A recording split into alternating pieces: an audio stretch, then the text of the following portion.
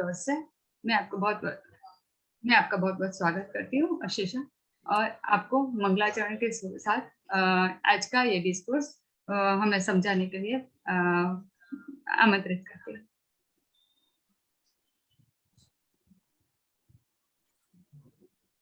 समझिए। ओम ह्रीं नमो अरहन्तानं।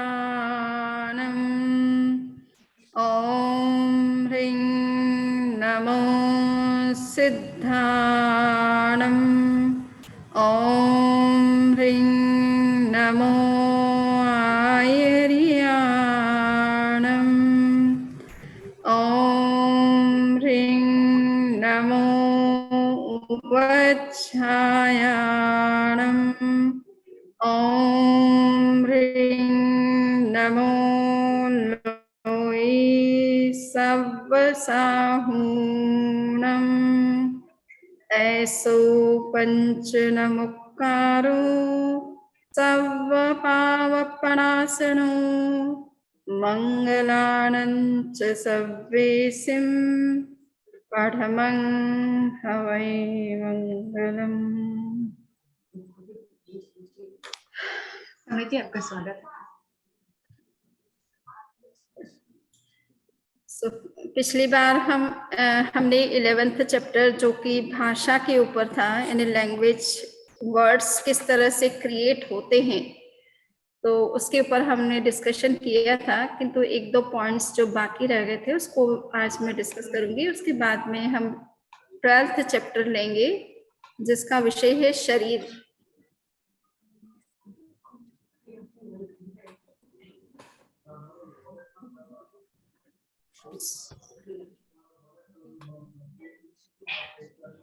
Slide show हो रही है? हाँ, समझिए। ओके। सो जैन दर्शन में और विशेष रूप से आगमों में ये बात कही गई है कि जब कभी व्यक्ति कुछ बोलना चाहता है तो वो एनवायरमेंट से एक स्पेशल टाइप का मैटर होता है जिसे भाषा वर्गणा के पुद्गल कहा जाता है, उसको वो ग्रहण करता है और पहले समय में लेता है और दूसरे समय में उसको वर्ड्स में या लैंग्वेज में कन्वर्ट करता है और उसको रिलीज करता है, अर्थात एक्सप्रेस करता है जो कुछ वो कहना चाहता है। तो ये आप देखेंगे कि उसका नियम यहाँ पर बताया है कि किस तरह से भाषा के पुद्गल लिए जाते हैं, मैटर एनवायरमेंट से लिया जाता है, किस तरह से वो कन्वर्ट होता है और रिलीज होता है, और कितना उसके अंदर टाइम का गैप भी हो सकता है कि आप कुछ समय के लिए पॉज करें, कुछ भी आप बोले नहीं और फिर वापस कुछ कहना चाहे तो कह सकते हैं। तो ये सारी प्रोसेस समझाने का प्रयास किया गया है। ये आप यहाँ पे देख रहे हैं कि अब यहाँ पे गुजराती में लिखा है पहला समय, है ना।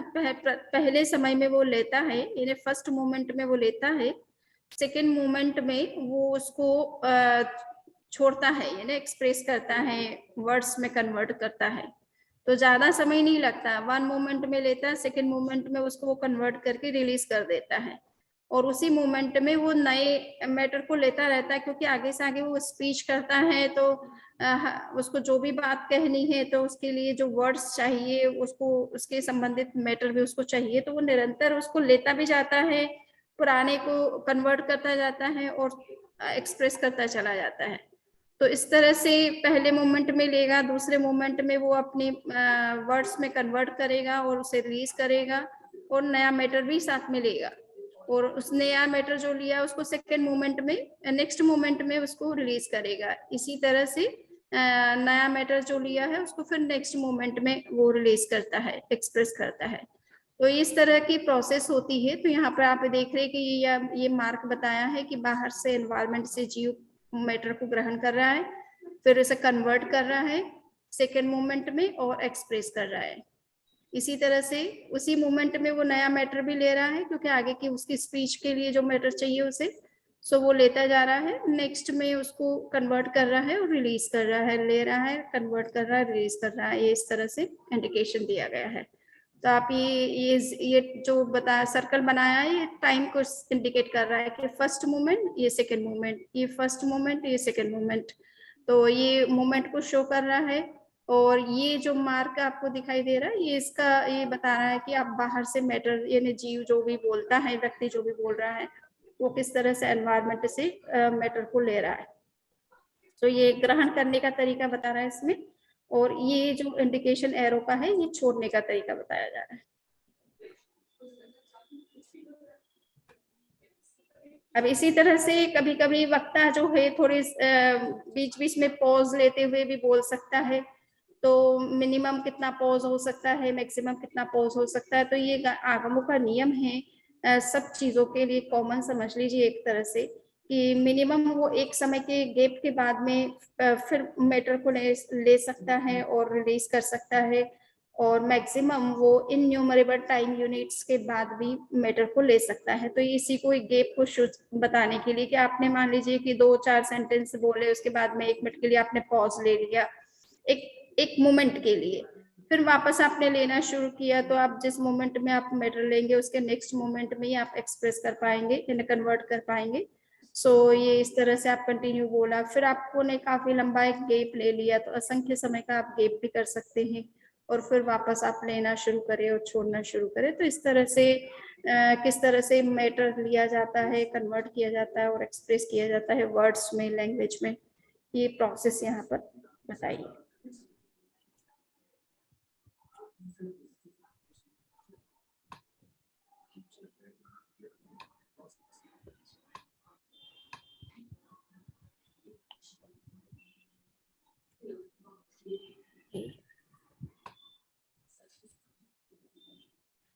तो अब यहाँ पे बता रहे हैं कि मैंने वैसे पिछली लेक्चर में थोड़ी ये बातें डिस्कस कर भी ली थी, पर कुछ पॉइंट्स बाकी रह गए होंगे। सो यहाँ पर ये बता रहे हैं कि कोई भी भाषा के पुद्गल जो लिए जाते हैं, जो भी मटेरियल मैटर एनवायरनमेंट से लिया जाता है, तो उसकी कुछ क्वालिटी होती है कि वो कौन सी क्वालिटी के मैटर होंगे जो कि भाषा में कन्वर्ट हो सकते हैं।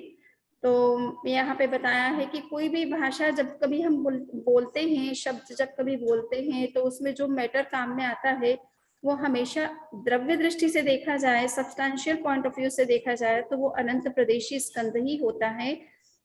वो 1 एटम या 2 एटम से या कुछ नंबर ऑफ एटम से बना हुआ नहीं होता है, बल्कि उसमें इनफाइनाइट नंबर ऑफ एटम्स होते हैं उस भाषा से संबंधित। और क्षेत्र की दृष्टि से ये कहा जाता है कि वो जो भी मैटर आप ग्रहण कर रहे हैं, भाषा के रूप में कन्वर्ट जैसे कर रहे हैं, वो कम से कम इनन्यूमरेबल स्पेस पॉइंट्स में लोकेटेड होता है। ऐसा नहीं कि लिमिटेड स्पेस पॉइंट्स के अंदर हो, वो उसका भी वो भी इनन्यूमरेबल स्पेस पॉइंट्स होते हैं जिसमें वो रहता है। इसी तरह से काल की दृष्टि से जो है वो उसका वो जो मैटर लिया है वो एक समय के लिए भी उसका ड्यूरेशन हो सकता है, वो असंख्य समय तक भी उस भाषा के रूप में रह सकता है। सो किसी का अगर वक्ता कमजोर है, उसकी भाषा में इतना जान नहीं है, प्राण नहीं है, तो उसके शब्द बहुत जल्दी नष्ट हो सकते हैं। और कोई पावरफुल है, एनर्जेटिक है, योगी है, तीर्थंकर जैसे हैं, उनके शब्द असंख्य काल तक भी रह सकते हैं। इसी तरह से तो उसकी कैपेसिटी मतलब वो मैटर की कैपेसिटी इस तरह से होती है। भाव थी यानी कहने का मतलब है कि उसमें किस तरह का कलर और वगैरह होगा। तो ये बात मैंने पिछली बार चर्चा की भी थी कि उसमें 16 बोलों में 5 प्रकार के उसमें कलर होते हैं, यानी भाषा के अंदर भी जो कलर है वो 5 प्रकार के कलर है, 2 प्रकार की गंध है, 5 प्रकार के रस है और 4 प्रकार के स्पर्श है। और ये मैंने चर्चा भी की थी। तो यहाँ पर ये टोटल आप देखेंगे कि सभी तरह की ये क्वालिटीज यहाँ पर डिस्कस की गई है। इसमें से कुछ हमने चर्चा कर ली थी। यहाँ पर एक नया जो पॉइंट है सांतर और निरंतर ग्रहण करने का, यानी आप मैंने जैसे अभी एक्सप्लेन किया था कि आप बीच में थोड़ा पॉज करके फिर बोलना शुरू कर सकते हैं। तो इस तरह से आप मिनिमम एक समय के बाद भी बोलना शुरू कर सकते हैं, आप इन्यूमरेबल टाइम यूनिट्स के बाद भी आप बोलना शुरू कर सकते हैं। तो इस तरह से गैप करके भी बोला जा सकता है, और आप चाहें तो कंटिन्यू अपना 1 घंटा 2 घंटा स्पीच देना है, कंटिन्यू बोल सकते हैं विदाउट टेकिंग एनी पॉज। तो ये आपका दोनों तरीका हो सकता है बोलने का। सो जगन्य बेसमय उत्कृष्ट असंख्या समय सुधि ग्रहण करें, यानी आप जब मैटर ले रहे हैं तो वो निरंतर भी आप ग्रहण कर सकते हैं और बीच में गैप करके भी ग्रहण कर सकते हैं। तो ये दोनों तरीके मैटर को बाहर से एनवायरनमेंट से लेने के लिए संभव है। और भिन्न और अभिन्न, इसमें अपन ने जैसे देखा था कि वक्ता जब बोलता है, कोई शब्द बोलता है, कोई बात कहता है, तो उसमें अगर प्राण शक्ति उसमें तीव्र है, उसके शब्द में पावर है बहुत, तो वो जब वो बोलता है तो उसके शब्द जब छूट आवाज मुंह से जब शब्द निकलते हैं तो वो शब्द फिर बाहर में खंड में विभाजित होते होते आसपास के जो एनवायरमेंट वो मैटर है उसको कन्वर्ट करते हुए आगे बढ़ते चले जाते हैं और लोकांत तक चले जाते हैं।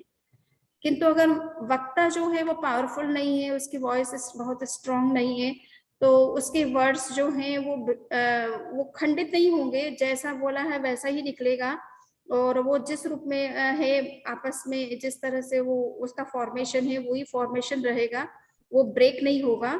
और कुछ समय के बाद में, यानी असंख्यात योजन जाने के बाद में वो नष्ट हो जाएंगे। सो ये संख्यात या असंख्यात योजन के बाद में जाने के बाद में वो नष्ट हो जाते हैं। तो ये दो तरीके से भाषा की शक्ति काम करती है, यानी आपकी वर्ड्स की पावर कितनी है, वो कमजोर वर्ड्स हैं या उसमें पावर है, वो पावरफुल वर्ड्स हैं, तो उसकी ट्रेवल करने की पावर भी जो है उस पर डिपेंड करती है।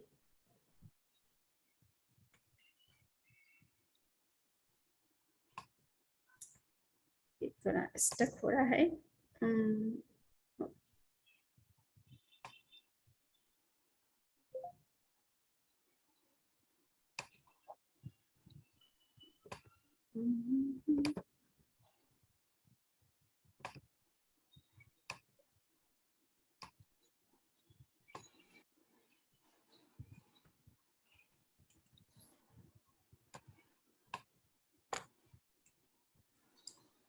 अब आज का जो चैप्टर है वो 12th चैप्टर हम आज डिस्कस करने जा रहे हैं, और इसका नाम है, इस चैप्टर का टाइटल है शरीर पद, discussion on body. Physical body जो जीव के पास में होती है, वो कितने प्रकार की बॉडीज होती है, किन जीवों के पास कितनी बॉडीज होती है, और वर्तमान में उसके पास जो शरीर है उसके अलावा उसने अतीत में कितने शरीर इस तरह से धारण किए हैं, और उसका नंबर कितना हो सकता है मैक्सिमम। तो ये सारा कुछ इसमें डिस्कस किया गया है।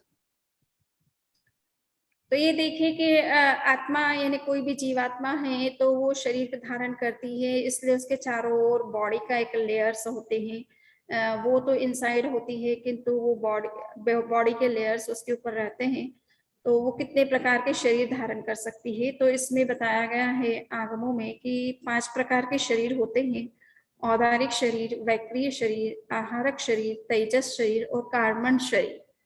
तो आहारक शरीर, औदारिक शरीर को फिजिकल बॉडी कह दिया जाता है। आज के लोग, आज के वर्तमान में जो लोग बॉडी को समझते हैं, वो उसको हमारी जो शरीर है जो दिखाई देता है उसको फिजिकल बॉडी कहते हैं। पर वैसा देखा जाए तो ये सारे शरीर फिजिकली होते हैं, ये सब फिजिकल एंटिटीज हैं।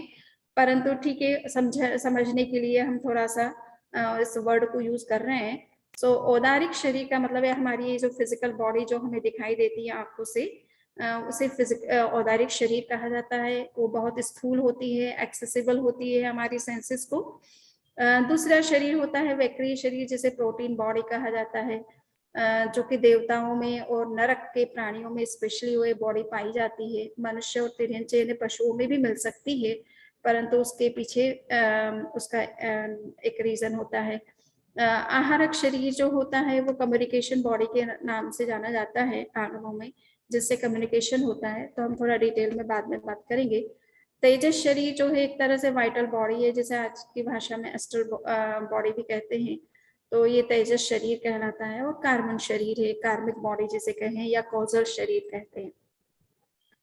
सो ये प्रज्ञापना सूत्र में चर्चा की गई है। अब ये 5 प्रकार के शरीर में से 3 शरीर जो है हर संसारी प्राणी के साथ में होते ही होते हैं, उसके बिना वो हो ही नहीं सकता है।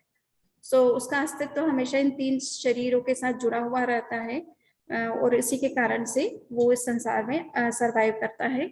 सो ये 3 शरीरों में, जैसे मान लीजिए हम ह्यूमन बॉडी है, हमारा शरीर है, या पशु पक्षी का जो शरीर है, कीट मक्खी मच्छर जो भी जिन जीवों को हम देख पा रहे हैं हमारी अपनी दुनिया के अंदर, वो सारे औदारिक शरीर वाले होते हैं।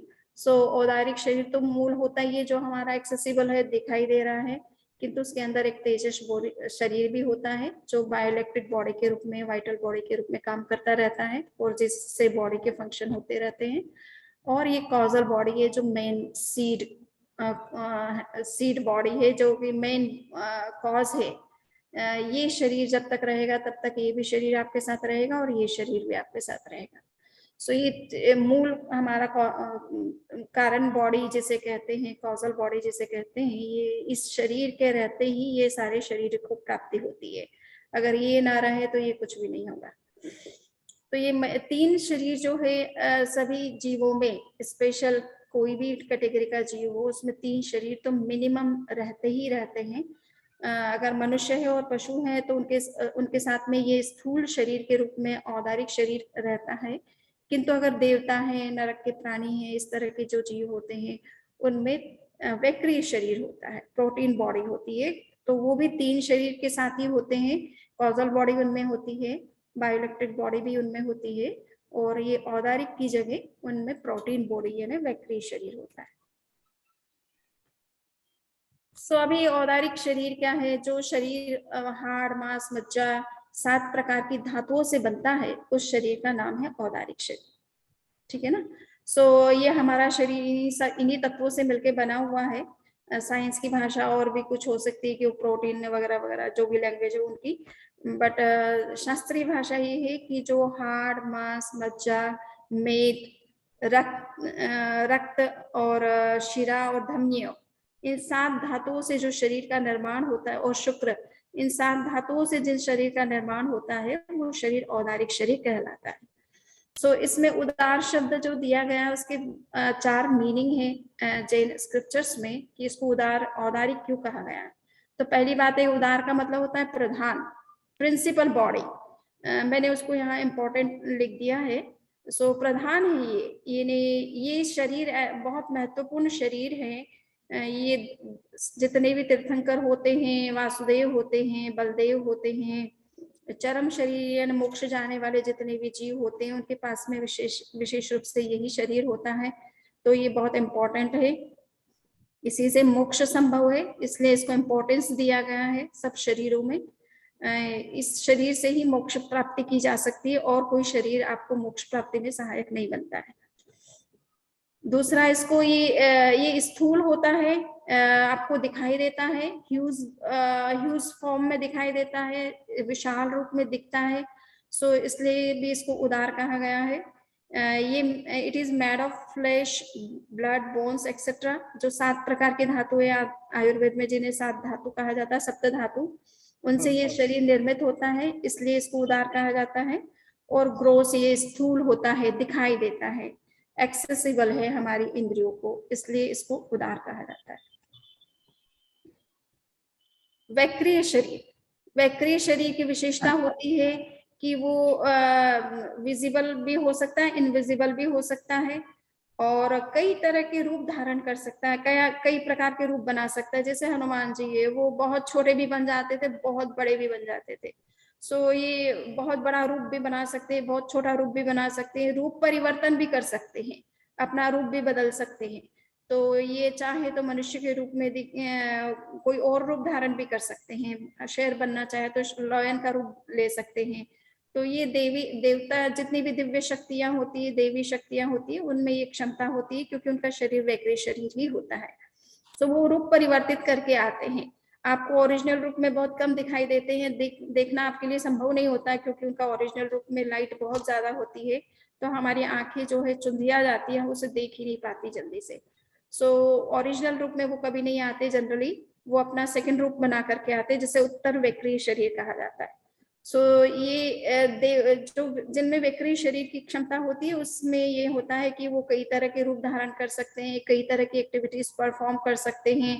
आपने अगर सुना होगा ये राजा दशान भद्र भगवान महावीर के दर्शन के लिए जा रहे थे, और वो राजा थे, तो वो अपने सारे एक तरह से जो राजसी वैभव के साथ में दर्शन करने के लिए जा रहे थे। तो ये दिखाना वैभव है, इतना बड़ा साम्राज्य है। तो सारी उस ताम झाम नवाजमे के साथ में वो जब जा रहे थे तो इंद्र ने देखा स्वर्ग से कि ये दशार्ण भद्र तीर्थंकर के सामने जा रहा है और अपना अहंकार प्रदर्शित करना चाहता है कि उनके पास कितना वैभव है। तो इसको शिक्षा देनी चाहिए कि तीर्थंकरों के सामने, साधु साथियों के सामने जाते समय अपना वैभव का प्रदर्शन नहीं करना होता है। आप उनके दर्शन के लिए जा रहे हैं, उनसे ज्ञान लेने के लिए जा रहे हैं, तो विनम्र भाव से जाइए। तब इंद्र ने स्वर्ग से आकर के अपने हाथी, जिसको ऐरावत हाथी कहते हैं, उसकी कई सूंड्स बनाई, उस पर 32 इस तरह से जो है डांस करने वाली अप्सराएं खड़ी करी। तो उतना वैभव देख करके उसको बड़ा आश्चर्य हुआ कि मैं सोच रहा था कि मेरे पास कितना वैभव है, परंतु मेरे से बढ़ करके भी देवताओं के पास वैभव है, तो मुझे इस तरह का प्रदर्शन नहीं करना चाहिए। ऐसा उन्होंने फिर उस बात से लेसन लिया था। तो कहने का इतना ही मतलब है कि देवी शक्तियों में ये होती है कि वो कुछ भी रूप बना सकते हैं, हाथी का रूप भी बना सकते हैं, उस एक हाथी की सूंड पर 32 कमल खिला सकते हैं, उस पर 32 अप्सराएं क्रिएट कर सकते हैं। तो उनमें इतनी पावर, इस तरह का वो जितना रूप, अपने हजारों रूप भी बना सकते हैं। तो ये बनाने की क्षमता इस शरीर में होती है। तो ये शरीर विशेष रूप से 2 कारणों से मिलता है। एक तो होता है कि किसी का अगर स्वर्ग में जन्म हुआ है तो निश्चित रूप से वहां की ओरिजिनल बॉडी वैक्री बॉडी ही होती है, और नरक में अगर किसी का जन्म हुआ है तो वहां का शरीर भी वैक्री शरीर ही होता है। तो ऑब्टेन बाय बर्थ, जो ये तो उनको बर्थ से मिलता है कि उनको पर्टिकुलर उस प्लेस में बर्थ लेने से ही वो शरीर उनको मिलता ही है। और मनुष्य के अंदर भी ये शरीर, ये शक्ति प्रकट की जा सकती है कि वो अपना रूप परिवर्तित कर सके। और आपने जैन धर्म के इतिहास में स्थूलिभद्र का नाम सुना भी है। उन्होंने 10 पूर्वों का ज्ञान करने के बाद ये शक्ति, ये लब्धि का उन्होंने प्राप्त कर ली थी कि वो अपना रूप बदल सकते थे। तो उन्होंने अपना शेर का रूप बना लिया था। जब उनकी सिस्टर्स उनके से मिलने आ रही थी तो वो दिखाना चाहते थे कि उन्होंने कितना नॉलेज कर लिया है, और 10 पूर्वों का ज्ञान कर लिया, और ये मिस्टिकल पावर्स उनके अंदर आ गई है। तो वो दिखाने के लिए उन्होंने लॉयन का रूप बना लिया था। तो ये साधना से, यानी लब्धि से, या आपके अंदर अगर मिस्टिकल पावर, आप इस तरह की कोई साधना करते हैं तो उस तरह की शक्ति प्रकट हो जाती है। उससे भी मनुष्य भी रूप बदल सकता है, और पशु पक्षी में भी इस तरह से शक्ति अगर उनके अंदर है तो वो भी रूप परिवर्तन कर सकते हैं। अभी है तेजस शरीर। तेजस शरीर बायोइलेक्ट्रिक बॉडी है, हमारे अंदर एक प्रकार का ऊर्जा शरीर है, एनर्जेटिक बॉडी, एनर्जी बॉडी है, जिससे हमारी बॉडी के सारे फंक्शन होते हैं, ब्रेन के सारे फंक्शन होते हैं। और जिस किसी पर्टिकुलर पार्ट में ये एनर्जी की डेफिशिएंसी हो जाती है तो वो अंग थोड़ा काम करना बंद कर देता है, या उससे उतना मूवमेंट नहीं होता है, और कभी कभी तो पूरी तरह से पैरालाइज्ड हो जाता है। सो ये एनर्जी बॉडी हमारे अंदर वर्क कर रही है। इसका कई तरह से प्रोजेक्शन होता रहता है, हमारी बॉडी से बाहर भी होता है, जिसको हम लेशा के रूप में, ऑरा के रूप में आइडेंटिफाई करते हैं। तो ये 6 तरह की लेशा, यानी 6 तरह के आपको रेडिएशंस आपकी बॉडी से बाहर निकलते हैं जब कभी आप जिस किसी स्टेट में है, यानी 6 तरह की लेशाओं में से जिस किसी लेशा में उस तरह का कलर बॉडी के बाहर रिफ्लेक्ट करता है। तो ये ओरल जो बॉडी जिसे कहते हैं, या एस्ट्रल प्रोजेक्शन, एस्ट्रल बॉडी भी कहते हैं, और इसको हम लेशा भी कहते हैं, और प्लस तेजस शरीर। सो ये तेजस शरीर तो अंदर में है, किंतु उसका रेडिएशन बाहर आता रहता है, जिसको आप ऑरा के रूप में रिकॉग्नाइज करते हैं। सो ये तेजस शरीर की दोनों क्षमता होती है कि ये बाहर की तरफ भी प्रोजेक्ट किया जा सकता है, और इंटरनल जो बॉडी के फंक्शंस होते हैं उनको भी रेगुलेट करता है, उसको भी कंट्रोल करता है। तो हमारे अंदर बॉडी में जो डाइजेशन हो रहा है, ब्लड सर्कुलेशन हो रहा है, रेस्पिरेशन की प्रोसेस हो रही है, हमारी सेंसेस जो वर्क कर रही है, ये सारी इस एनर्जी के सपोर्ट से करती है। इसलिए ये एनर्जी 10 तरह से मानी गई है हमारे शरीर के अंदर में, कि 5 प्रकार की इंद्रियां जो वर्क कर रही है उसमें ये एनर्जी सप्लाई होती रहती है। इसीलिए वो फंक्शन, उनका मूवमेंट, उनका बाहर की तरफ वो देखना, खुलना वगैरह। सो जानने की शक्ति हमारी चेतना की है, किंतु उस मूवमेंट जो फिजिकल हो रहा है उसमें ये एनर्जी वर्क कर रही है।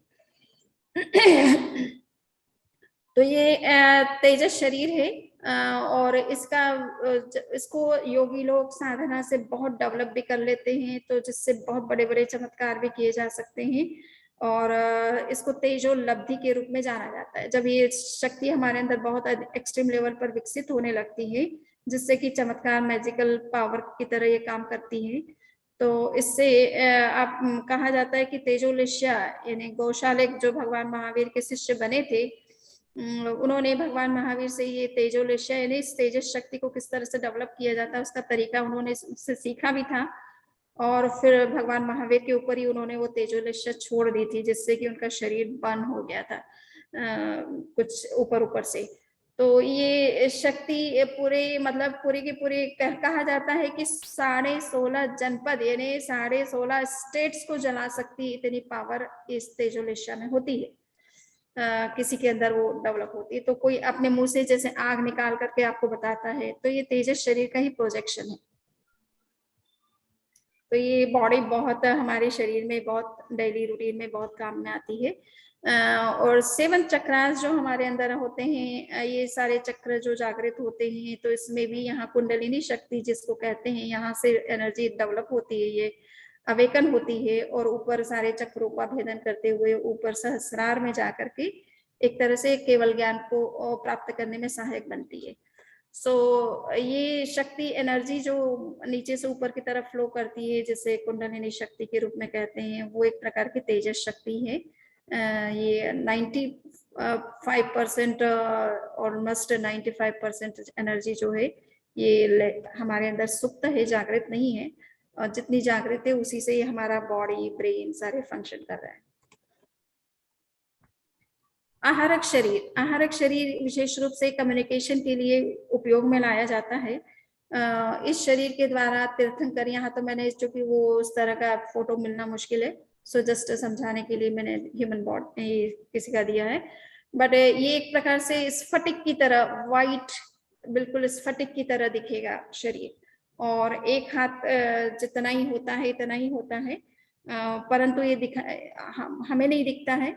14 पूर्वधर जो जिनको कहा जाता है, उनके पास में ये इस तरह की शक्ति होती है कि वो इस तरह की बॉडी क्रिएट करके तीर्थंकरों के साथ कम्युनिकेशन करते हैं। जिस समय तीर्थंकर उनके पास में नहीं है, किसी और स्टेट के अंदर है और दूर है उनसे, और उनको कोई प्रश्न का आंसर चाहिए, तो उनसे कम्युनिकेशन करने के लिए वो एस्ट्रल बॉडी के रूप में, इस कम्युनिकेशन बॉडी के रूप में इस आहारक शरीर को प्रोजेक्ट करते हैं। और उनसे उनका दर्शन भी करना चाहते हैं तो वो इस बॉडी के माध्यम से उनका दर्शन करते हैं, और उनसे प्रश्न भी करना चाहते हैं इस बॉडी के माध्यम से वो जा करके उनसे प्रश्न करके उनसे आंसर लेते हैं। तो ये इस तरह का ये कम्युनिकेशन बॉडी आहारक शरीर कहलाता है। और ये हर समय क्रिएट नहीं, आपको देखने को नहीं मिलेगा। विशेष रूप से जिस समय तीर्थंकर मौजूद होते हैं और उनकी प्रेजेंस में जो 14 पूर्वधर होते हैं, उनके पास में ये शक्ति होती है। जब तीर्थंकर नहीं होते हैं, 14 पूर्वधर भी जो हैं नहीं रहते हैं, तो ये शरीर आपको देखने को नहीं मिलता। इसलिए कहा जाता है कि एक पर्टिकुलर टाइम बीइंग के लिए ये शरीर कभी कभी नहीं, आपको कभी भी कहीं नहीं देखने को मिलेगा। सो कार्बन बॉडी, ये हमारा सबसे कहना चाहिए dark area of our existence है। जैसे अब जब कभी ये बायोलॉजी में और कुछ प्रॉब्लम्स आती है तो वो कहते हैं ना ये नेचुरल रूप में है, नेचुरल ये नेचर है। तो ये नेचर कुछ नहीं, हमारा ये कर्म शरीर है, जो कि हमारे शरीर में जो कुछ परिवर्तन हो रहा है, शरीर की जो भी रचनाएं हो रही है, शरीर में जो कुछ किया जा रहा है, उसमें ये कर्म शरीर का बड़ा रोल है। सो इस आत्मा की अपनी शक्ति भी है, तो कभी कर्म की शक्ति प्रबल बनती है, कभी आत्मा की शक्ति प्रबल बनती है। जब आत्मा की शक्ति प्रबल बनती है तो वो कर्म को डिस्ट्रॉय करने में वो काम करती है। और जिस समय कर्म का अपना इफेक्ट शुरू होता है और वो प्रबल होती है, तब हम उसके प्रभाव में रहते हैं। सो ये कार्बन शरीर है, जो कि एक तरह से अनकॉन्शियस माइंड कह सकते हैं। सबसे डीप में जाने पर ये शरीर हमको देखने में आता है। सो इसको परम अवधि ज्ञान से देखा जा सकता है, इस शरीर को भी देखा जा सकता है, पर हाँ, सामान्य अवधि ज्ञानी भी इस कर्म शरीर को नहीं देख सकते हैं। तो ये बहुत ही सटल है और बहुत डार्क पार्ट है अपना।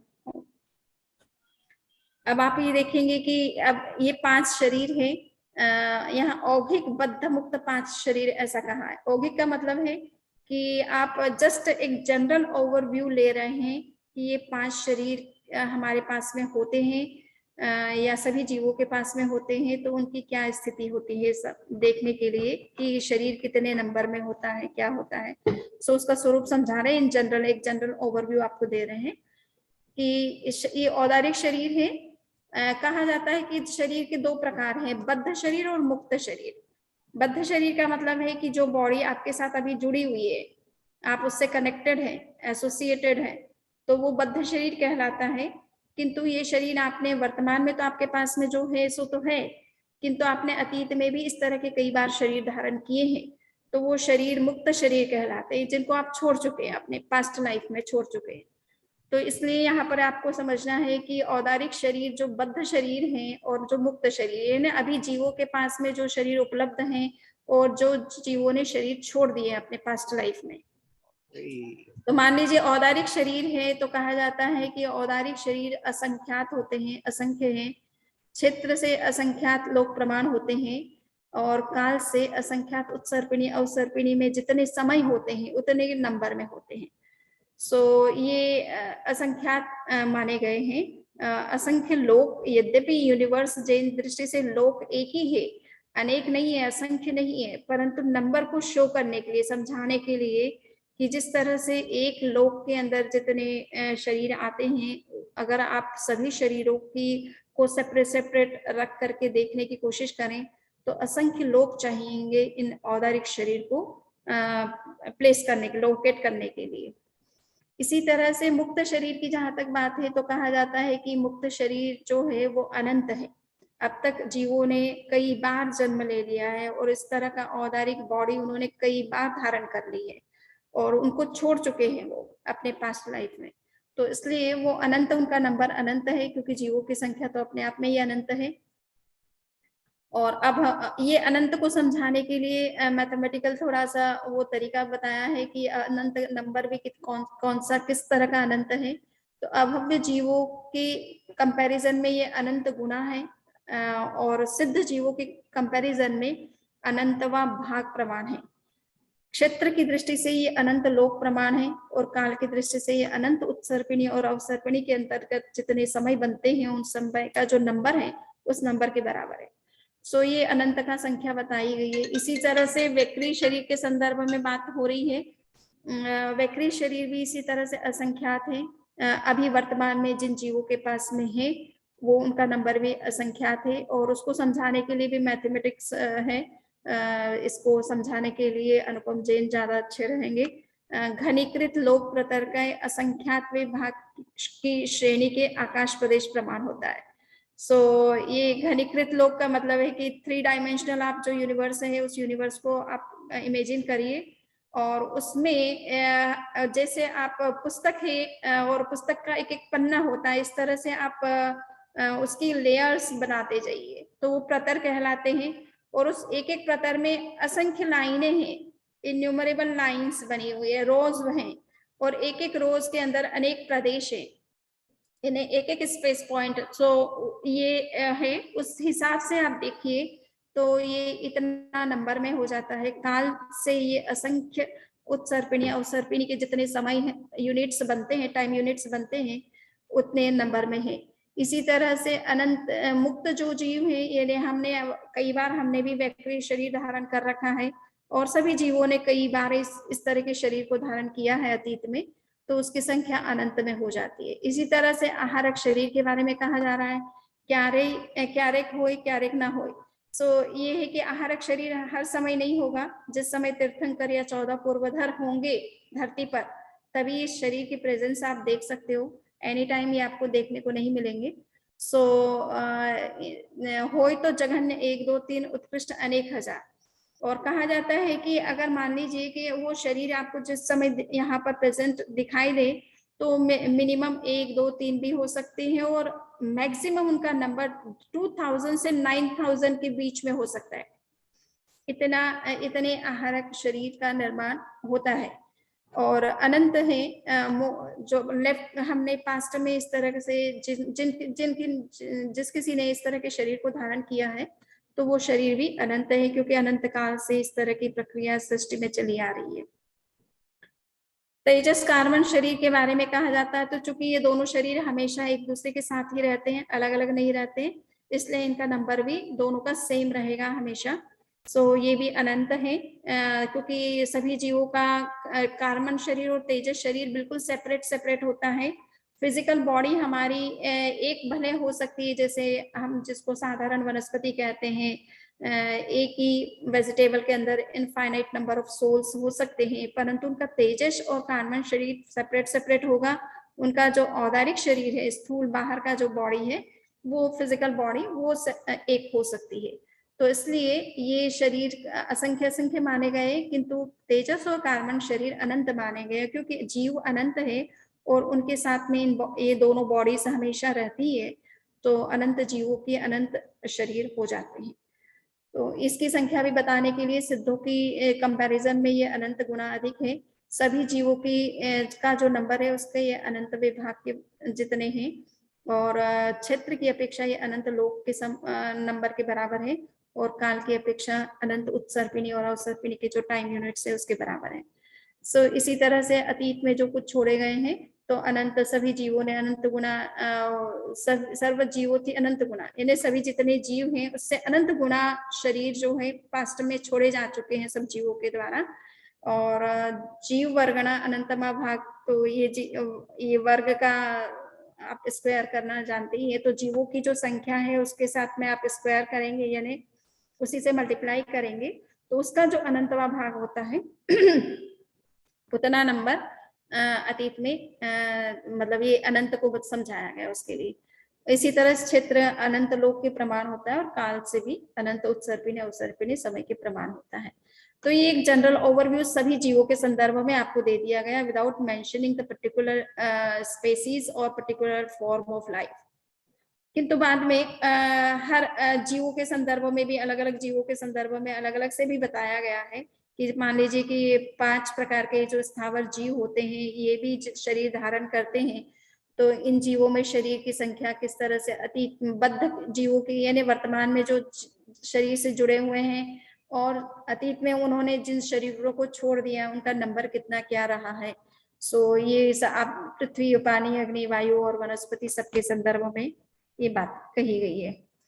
तो इसी तरह से मनुष्यों के संदर्भ में कहा गया कि मनुष्यों ने वर्तमान में जो मनुष्य रूप में है, अतीत में भी वो कई बार मनुष्य बन चुके हैं। सो उन्होंने किस तरह का शरीर कितने नंबर में लिया है और कितना छोड़ा है, ये एक जनरल ओवरव्यू है सभी मनुष्यों के संदर्भ में। सो यहाँ पर संख्या बताई है कि संख्यात अथवा असंख्यात औदारिक शरीर उन्होंने धारण कर रखे हैं इस तरह के मनुष्य के रूप में, और तेजस और कार्बन शरीर तो निश्चित रूप से उतने है ही है।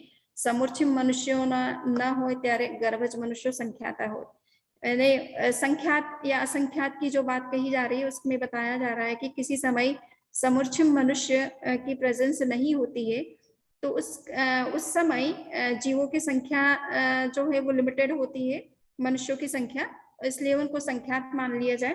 किंतु अगर समूर्छिम मनुष्य भी प्रेजेंट हैं तो उनका नंबर तो हमेशा असंख्य के कंपैरिजन असंख्य होता है, इसलिए मनुष्यों की संख्या असंख्य मानी गई है।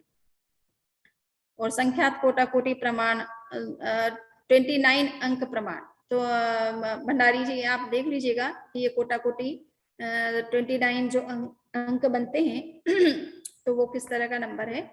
और 3 यमल थी ऊपर, 4 यमल थी नीचे, तो ये थोड़ा सा मैथमेटिक्स का है, मुझे भी थोड़ा समझे बिना मैं अभी नहीं बता पाऊंगी। सो इस तरह से मैथमेटिकली सारा कैलकुलेशन करके बताया है। आप ये सोचिए सभी मनुष्यों के संदर्भ में जिस समय भगवान महावीर के समय सपोज या जो आचार्य लिख रहे हैं उस समय की जो गणना थी मनुष्य की, उसको ध्यान में रख करके ये बातें कही गई है। तो वो नंबर संख्यात कहने का मतलब ये नहीं है कि आज हमारे 6 खरब हम पॉपुलेशन मनुष्यों की मानते हैं। सो ये तो हमारे अपने भारत क्षेत्र, और वो भी उसमें भी हम जो लिमिटेड जितना वर्ल्ड का को जानते हैं उतने नंबर को हम काउंट कर रहे हैं। बट उसके अलावा भी मनुष्य वर्तमान में भी बहुत अन्यत्र पाए जाते हैं। और सभी मनुष्यों को अतीत और वर्तमान को कैलकुलेट करें तो बहुत कुछ नंबर बन जाता है। आप ये देखिए, यहाँ पर देवता और नरक के संदर्भ में बात ही कही जा रही है कि देवताओं ने भी मान लीजिए विकृत शरीर धारण किया है, तो कितना है वर्तमान में अभी वो उससे जुड़े हुए हैं, अतीत में उन्होंने कितनी बार धारण किया होगा कि, तो सभी जीवों के संदर्भ में जिन्होंने भी इस तरह का किया है। तो ये अभी विकलेंद्रीय जीव जिनको कहते हैं, दो सेंस से लेकर के 4 लिविंग बींग्स के बारे में, तो उनके बारे में भी इस तरह की गणना बताई गई है।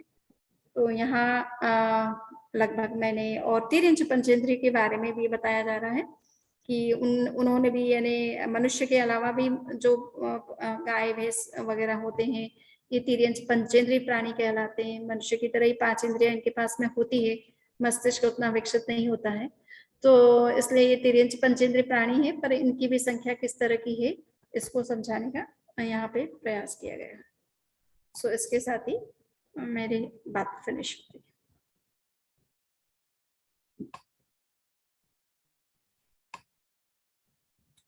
अब ये कैलकुलेशन, ओके, मैं इसको एक बार स्टॉप शेयर कर,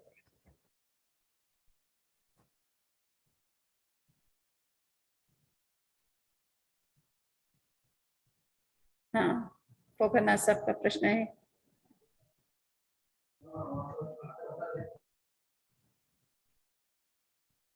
आप म्यूट है, सुनाई नहीं दे रहा है। बहुत बहुत वंदन आपको इस विशेष व्याख्यान के लिए। बहुत जबरदस्त चीज बताई है आपने, बहुत जबरदस्त। वो जो नंबर बताए हैं वो बहुत ही बढ़िया है मतलब। और मेरे को ऐसा लग रहा है कि इन सब की चीजों की व्याख्या होलोग्राम के कंसेप्ट पे की जा सकती है। मतलब अलग अलग फ्रीक्वेंसी डिस्ट्रीब्यूशंस हैं, ये ऐसा लग रहा है मेरे को। और इन सबको एक ही कंसेप्ट, मतलब वो होलोग्राम का जो मैंने बताया है, वो उससे इनको एक्सप्लेन किया जा सकता है, ऐसा लग रहा है मेरे को मतलब। और आपको अभी तो का जो प्रोजेक्ट दिया होलोग्राम, हुआ है, आपको तो हाँ वो प्रोजेक्ट दिया हुआ है। हाँ, अभी क्या है कि अभी जो ये साइंटिस्ट जो होलोग्राम की बात कर रहे हैं उससे बहुत आगे है ये होलोग्राम का कंसेप्ट। मतलब उसके लिए भी कुछ नई स्टडीज हुई है। उसमें कह रहे हैं कि अभी जो एग्जिस्टिंग क्लासिकल होलोग्राम है उसके आगे क्वांटम होलोग्राम है, उसके बाद एक रिलेटिविस्टिक होलोग्राम है, उसके आगे भी कुछ कंसेप्ट आ रहे हैं नए मतलब।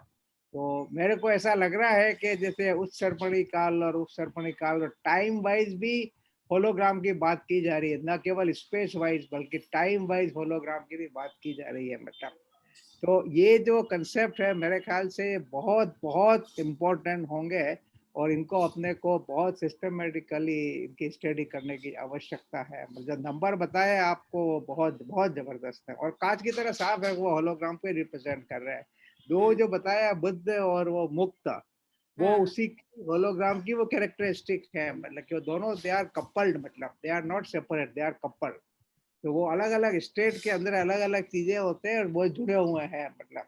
तो मतलब मैं आपको रियली बार बार वंदन करना चाहूंगा, और मैं डिटेल में देखना चाहूंगा ये पुस्तक। अगर अहमदाबाद में होगी तो मैं इसको डिटेल में देखना चाहूंगा। ये प्रज्ञापना सूत्र है, और इसकी टीका भी है, आचार्यों की मलयगिरी की टीका है और मलधारी हेमचंद्र की टीका है। तो टीकाओं के साथ में देखने से और अच्छा ज्यादा स्पष्टीकरण होता है। हाँ, ये अच्छा है, बिल्कुल बढ़िया है। आप यही तो हमें मूल मकसद है कि हम क्या आज की जो लोग हैं वो इन चीजों से किस तरह से कनेक्ट हो, वाकिफ हो। आप ये सोचिए कितना नंबर एक्यूरेसी के साथ बताया जा रहा है, एक्यूरेसी के साथ। और ये केवल लिमिटेड नंबर नहीं कि हम जानते हैं उस दुनिया से संबंधित, ये तो पूरा अतीत अनंत भविष्य सबको ध्यान में रख करके, प्लस जहाँ कहीं वो जीवों की प्रेजेंस है उन सबको काउंट करके बताया गया है। तो हाँ, ये बहुत बड़ी विज्ञान तो उस बात है। कंडीशन में कब कब पहुंचेगा, पर ये अतीन्द्रिय ज्ञानियों के द्वारा इस तरह से चर्चा की गई इन विषयों को लेकर के। नहीं, बहुत बड़ी बात है, बहुत बड़ी बात। अच्छा, एक क्वेश्चन मेरा ये था कि ये जो लेयर्स जो बना रखी है आपने, पहली या दूसरी स्लाइड, शायद दूसरी स्लाइड दिखाई थी, उसमें लेयर्स दिखाई हुई है, मतलब लेयर्स। तो क्या ऐसा होता है कि कर्मठ शरीर, तेजस शरीर सबसे इंटीरियर में होता है, उसके बाद जो बाहर के शरीर होते हैं वो बाहर होते हैं, मतलब ऐसा कुछ है सिस्टम? यो ऐसा कहना थोड़ा कहने, ये तो क्या है कि बताने के लिए पिक्चराइज किया गया है। हाँ बाकी तो चीजें क्या है, सब इंटर मिक्स्ड है। बिल्कुल। ऐसा नहीं कि वो अंदर है वो बाहर है, ऐसा कुछ नहीं है। बट हाँ, वो deeper level of your existence है हाँ हाँ हाँ ना, वो सटल है। कार्बन शरीर सबसे सूक्ष्म है, तेजस शरीर उससे कुछ स्थूल है, और ये हाँ हमारी फिजिकल बॉडी उससे कुछ ज्यादा स्थूल है। तो इस हाँ तरह से उनमें वो सटलिटी और ग्रॉसनेस का थोड़ा सा डिफरेंस है। करेक्ट। बाकी ये कहना कि वो उसके ऊपर वैसा ठीक है। मतलब हर हर कण में, शरीर के हर कण में आत्मा की भी प्रेजेंस है, कर्म शरीर की भी है, तेजस शरीर की भी है, वही स्थूल शरीर का। तो ऐसा नहीं कि कहीं वो शरीर, ये शरीर उसके ऊपर आ गया है, उसी के अंदर वो भी है। हाँ हाँ हाँ सबकी और प्रेजेंस सबके अंदर है, मतलब एक तरह से समझो। करेक्ट, बिल्कुल करेक्ट। सटल चीजें तो ग्रॉस के अंदर पेनिट्रेटेड है। हाँ और वो जो आपने हनुमान जी का जो फोटो दिखाया था, वो लगभग वही फोटो मैंने अपनी एक स्लाइड में यूज किया एक प्रेजेंटेशन के अंदर।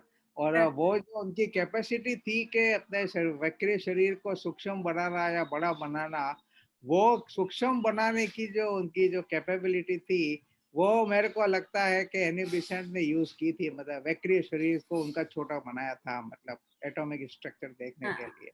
वो मैंने मेंशन उनमें किया। उनमें हनुमान जी तो क्या थे, मनुष्य थे एक्चुअल में, और वो उनका शरीर तो औदारिक था, हमारी तरह था।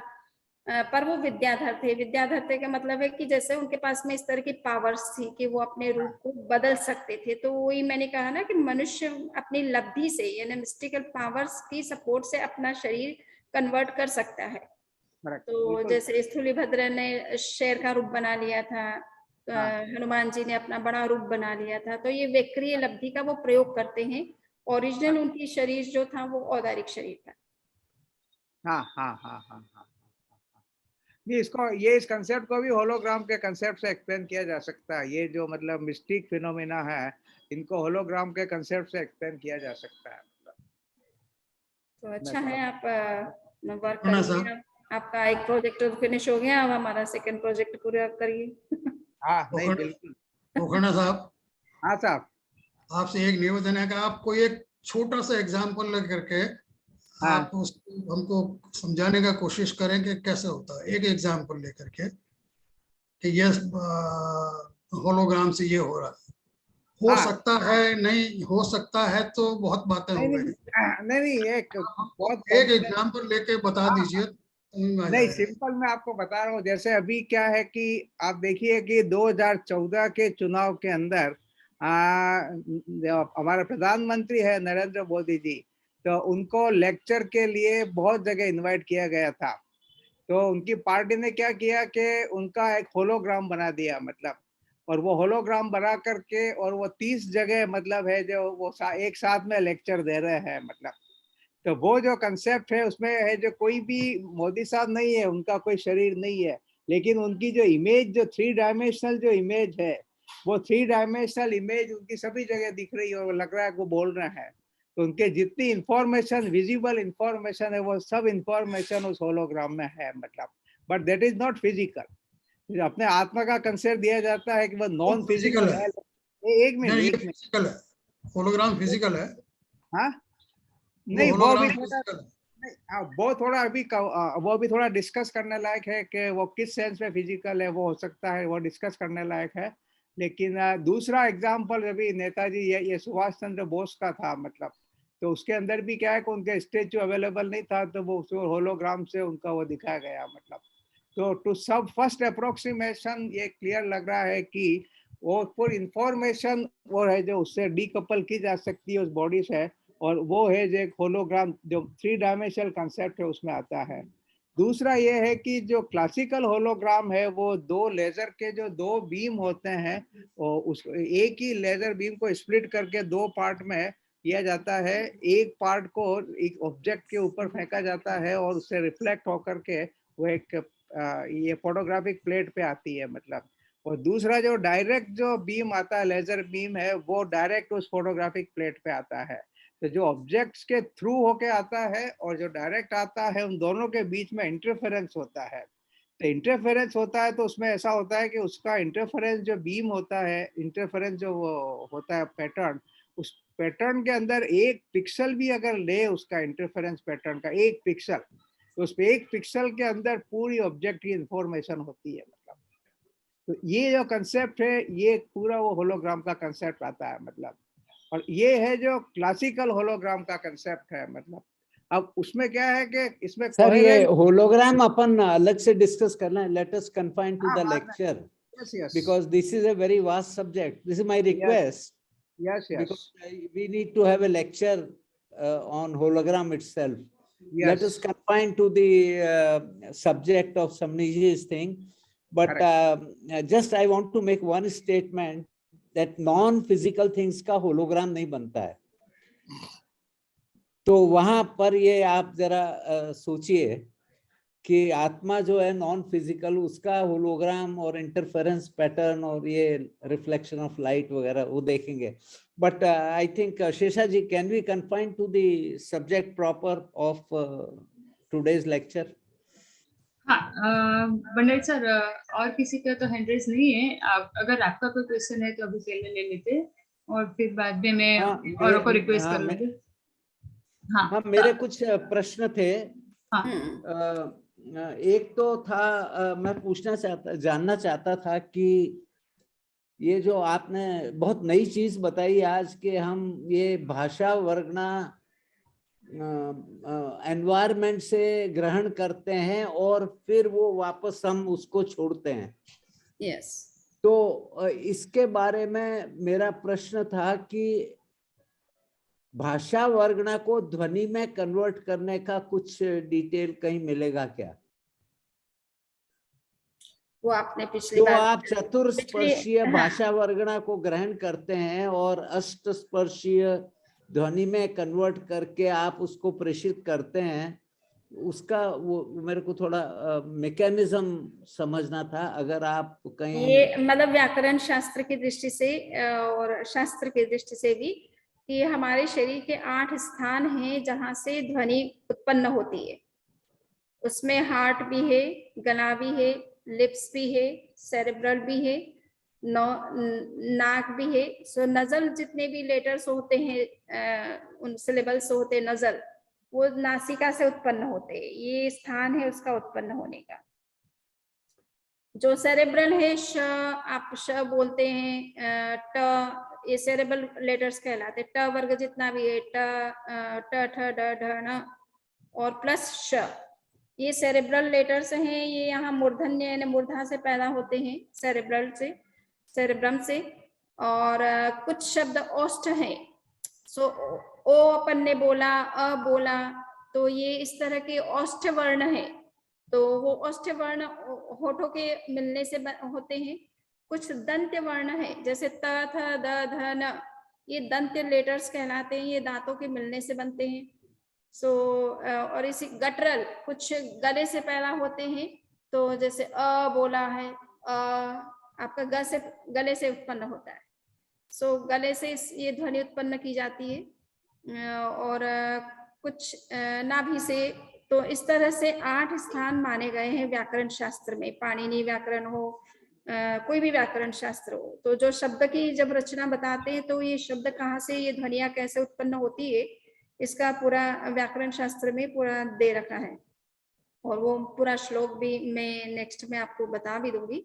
सो ये व्याकरण पढ़ाती हूँ तब उनको, क्योंकि हिंदी के जितने भी अल्फाबेट्स होते हैं या इंडियन जितने भी अल्फाबेट्स होते हैं लैंग्वेजेस के, उनका पर्टिकुलर वो फोनेटिकली वो सारे बहुत ही इम्पोर्टेंट है। इसलिए जितने भी हिंदू स्क्रिप्चर्स हो, जैन हो, बुद्धिस्ट हो, वो उच्चारण पर ध्यान देते हैं कि आपने उस शब्द को जहां से उत्पन्न होना था वहां से किया है या नहीं किया, नहीं तो उसका जो इफेक्ट होना चाहिए वो नहीं होगा उस रूप में। सो फोनेटिक जो है ये प्रोनाउंसिएशन पर बहुत बल दिया गया है आगमों में और सभी इंडियन लिटरेचर के अंदर जितने भी प्राचीन ग्रंथ हैं, तो उच्चारण से ही होना चाहिए। श को आप स नहीं बोलेंगे। तो गुजराती पीपल का टंग जो है उसमें स आता नहीं, श आता नहीं है और तालब्य श भी नहीं आता है।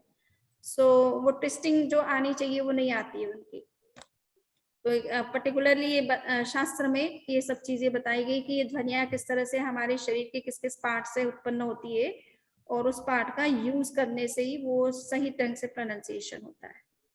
तो ये नहीं, थोड़ा आपने बताया ध्वनि कैसे उत्पन्न होती है, वो तो बहुत अच्छा आपने समझा दिया कि 8 जगह से उत्पन्न होती है। मेरा प्रश्न था कि हम जो ये भाषा वर्गना ग्रहण करते हैं इसको फिर ध्वनि में कन्वर्ट करते हैं। यस, वही तो बात हाँ, हो रही है। वो प्रोसीजर, वो मैकेनिज्म समझना था, मतलब मेरा प्रश्न हुआ। तो अपने ये है ना कि पर्याप्तियां मानी गई है ना, आहार पर्याप्ति, शरीर पर्याप्ति, इंद्रिय पर्याप्ति, श्वासोच्छ्वास पर्याप्ति, भाषा पर्याप्ति। भाषा पर्याप्ति है ना हमारे अंदर लैंग्वेज बनाने का, क्रिएट करने का सिस्टम है हमारी बॉडी के अंदर, जिसको भाषा पर्याप्ति कहते हैं। ठीक है ना। तो ब्रेन जिस तरह से विचारों को बनाता है, ब्रेन की हेल्प से हम विचार कन्वर्ट करते हैं, मनोवर्गणा के पुद्गल लिए जाते हैं और उसको मेंटल इमेजेस में या थॉट वेव्स में कन्वर्ट किया जाता है। इसी तरह से भाषा पर्याप्ति हमारे अंदर एक सिस्टम होता है जिससे कि भाषा क्रिएट होती है, वो कन्वर्जन होता है सारा। उसका काम ही यही है, बाहर से लेना मैटर को, शब्द में कन्वर्ट करना और रिलीज करना। ये भाषा पर्याप्ति का मूल फंक्शन है। तो ये बॉडी सिस्टम है एक प्रकार का, और ज्यादातर ये माना जाता है कि ये हमारे ब्रेन के अंदर ये सारे सिस्टम हैं जो कि भाषा को कन्वर्ट करते हैं। चलिए, एक और छोटा प्रश्न था मेरा, वो आपके जो दूसरा पार्ट था आपका लेक्चर का, उससे संबंधित है। अंक प्रमाण, आपने अंक प्रमाण का मतलब डिजिट्स आपने कहा था।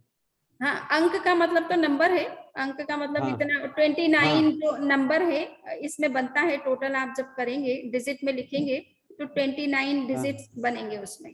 पर वो कुल कोटि जो है वो तो 10 to the power 14 ही होता है, ये 10 to the power 29 हुआ।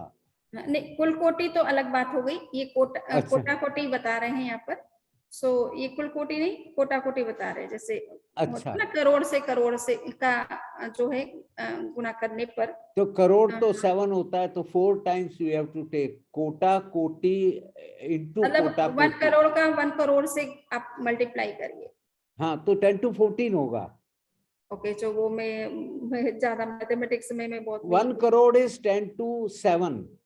ओके, तो कोटा कोटि is 10 to 14, वो मैं कह रहा हूँ। आपने कहा कि 29 डिजिट्स है, तो 10 to the power 29 की बात कर रहे हैं।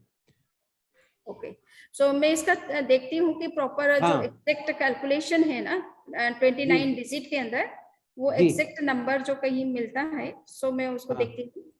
क्योंकि अभी इसमें मेंशन किया हुआ नहीं था, और किया भी हो तो मुझे थोड़ा एक बार वापस वो बड़ा अच्छा रहेगा हमारे जरा तो वो कैलकुलेशन करके बता देते हैं कि दिस इज द 29 फिगर, मतलब डिजिट्स।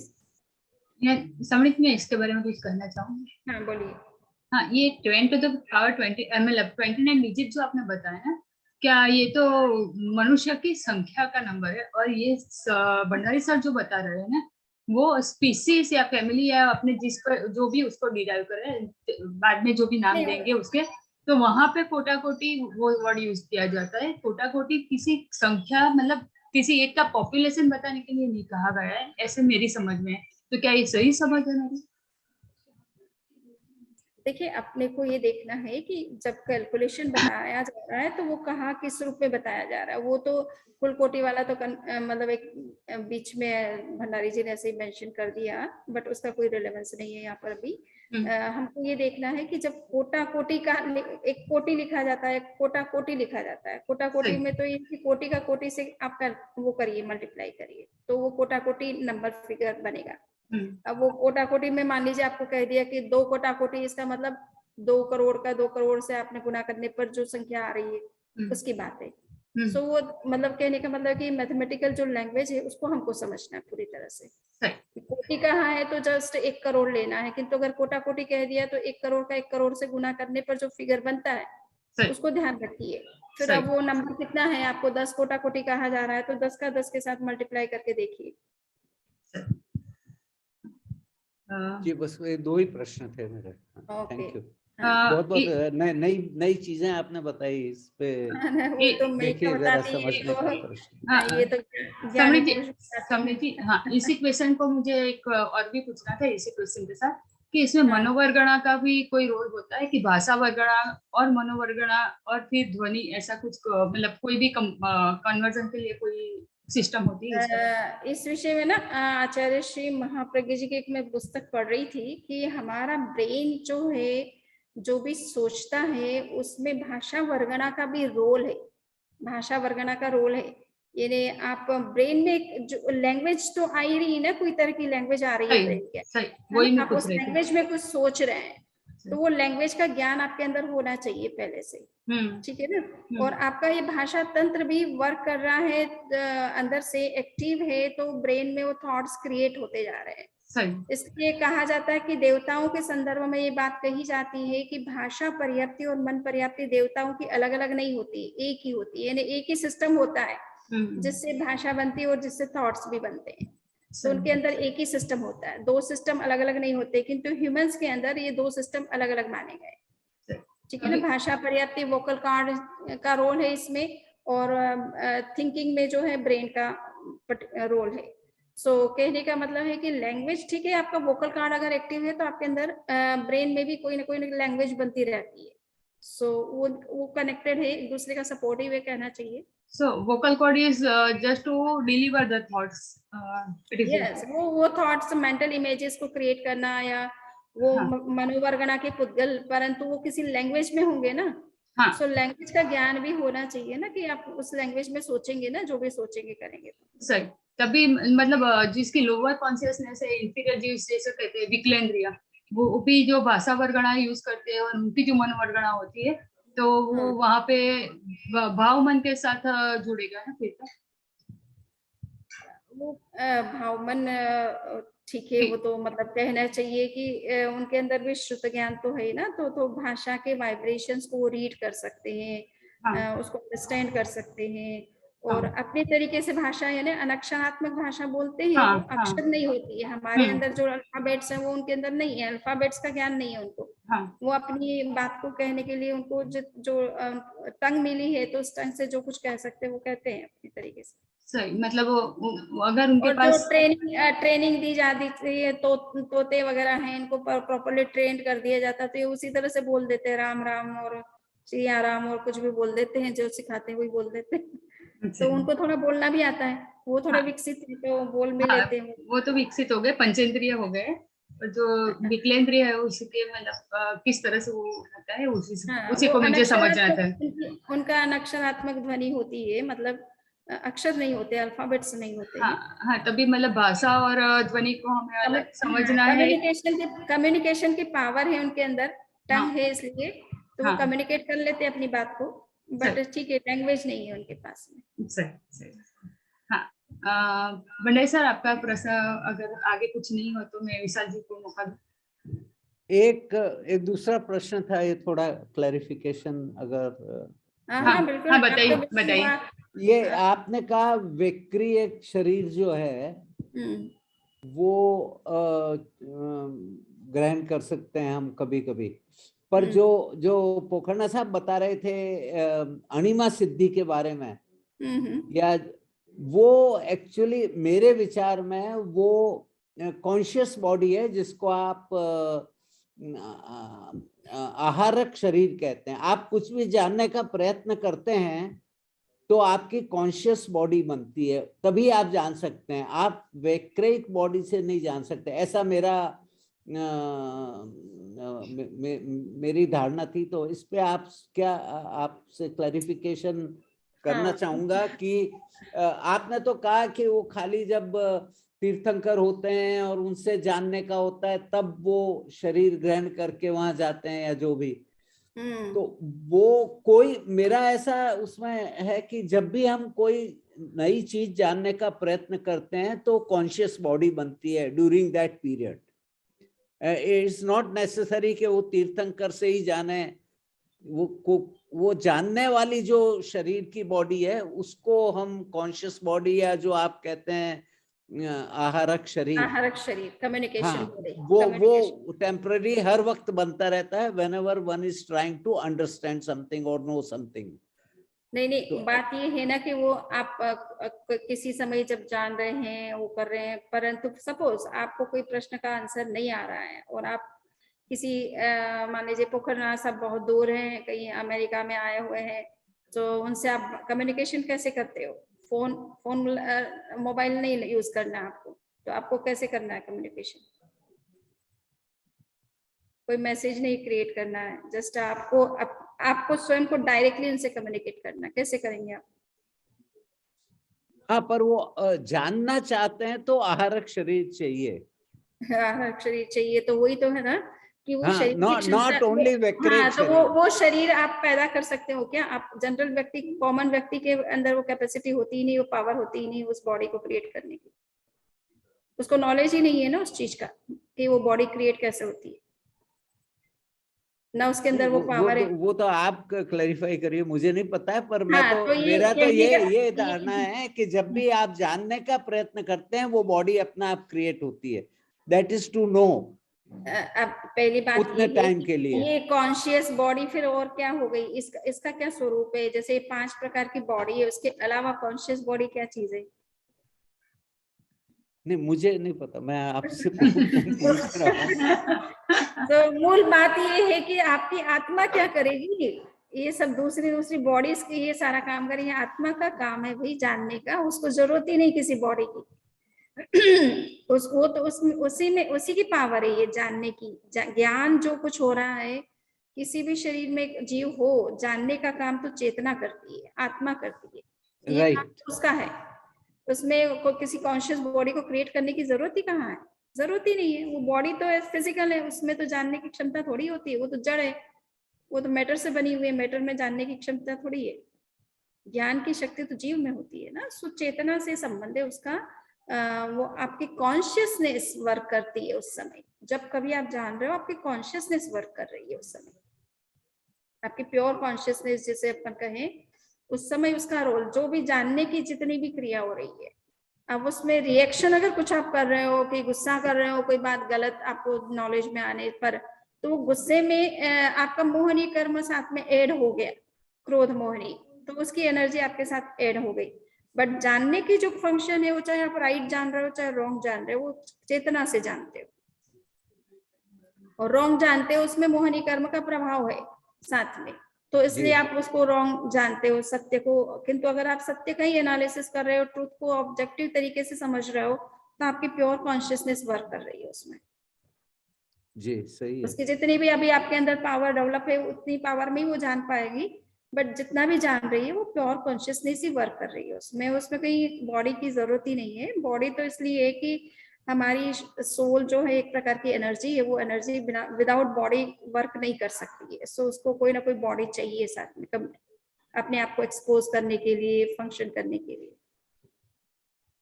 जी, ठीक है, थैंक यू। चलिए, विशाल जी को है कुछ प्रश्न। विशाल जी अपना प्रश्न पूछिए।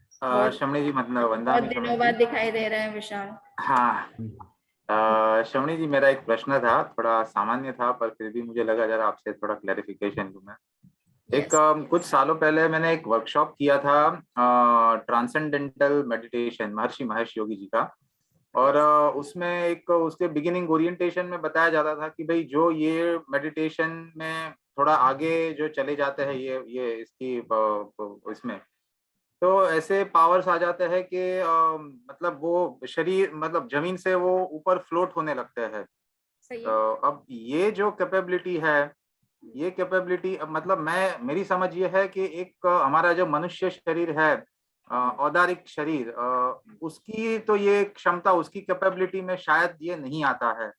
So does it mean that are we with that power of that meditation we are transcending into some other form of body? जैसे अभी आपने ये 5 प्रकार के बताए, जैसे मतलब कोई वैक्रिय उपलब्धि प्राप्त करी, या ये क्या what is this phenomena we can say? नहीं, ये तो कुछ मतलब ये मूल बात इतनी सी है कि उसकी मैं अभी कुछ मैं पढ़ भी रही थी आचार्य श्री महाप्रज्ञ जी का, तो वो कह रहे थे कि हमारे अंदर जो गुरुत्वाकर्षण की शक्ति होती है ना, वो जब हम उस शक्ति के प्रभाव से जब बाहर निकलते हैं ध्यान के माध्यम से, तो हमारी बॉडी बहुत लाइट हो जाती है और फिर वो ऊपर की तरफ फ्लोट करने लगती है। सो ध्यान में वो स्थिति बनती है, हम बॉडी को के गुरुत्वाकर्षण जो बल है उसको ट्रांसेंड कर देते हैं। सो वो स्थिति में बॉडी फिर ऊपर की तरफ उठने लग जाती है, फ्लोट करने लग जाती है। और ये तो जितने भी गहरे ध्यानी योगी होते हैं उनकी तो ये कॉमन चीजें हैं, बहुत कहना चाहिए बहुत सिंपल चीजें जो होती है उनके साथ।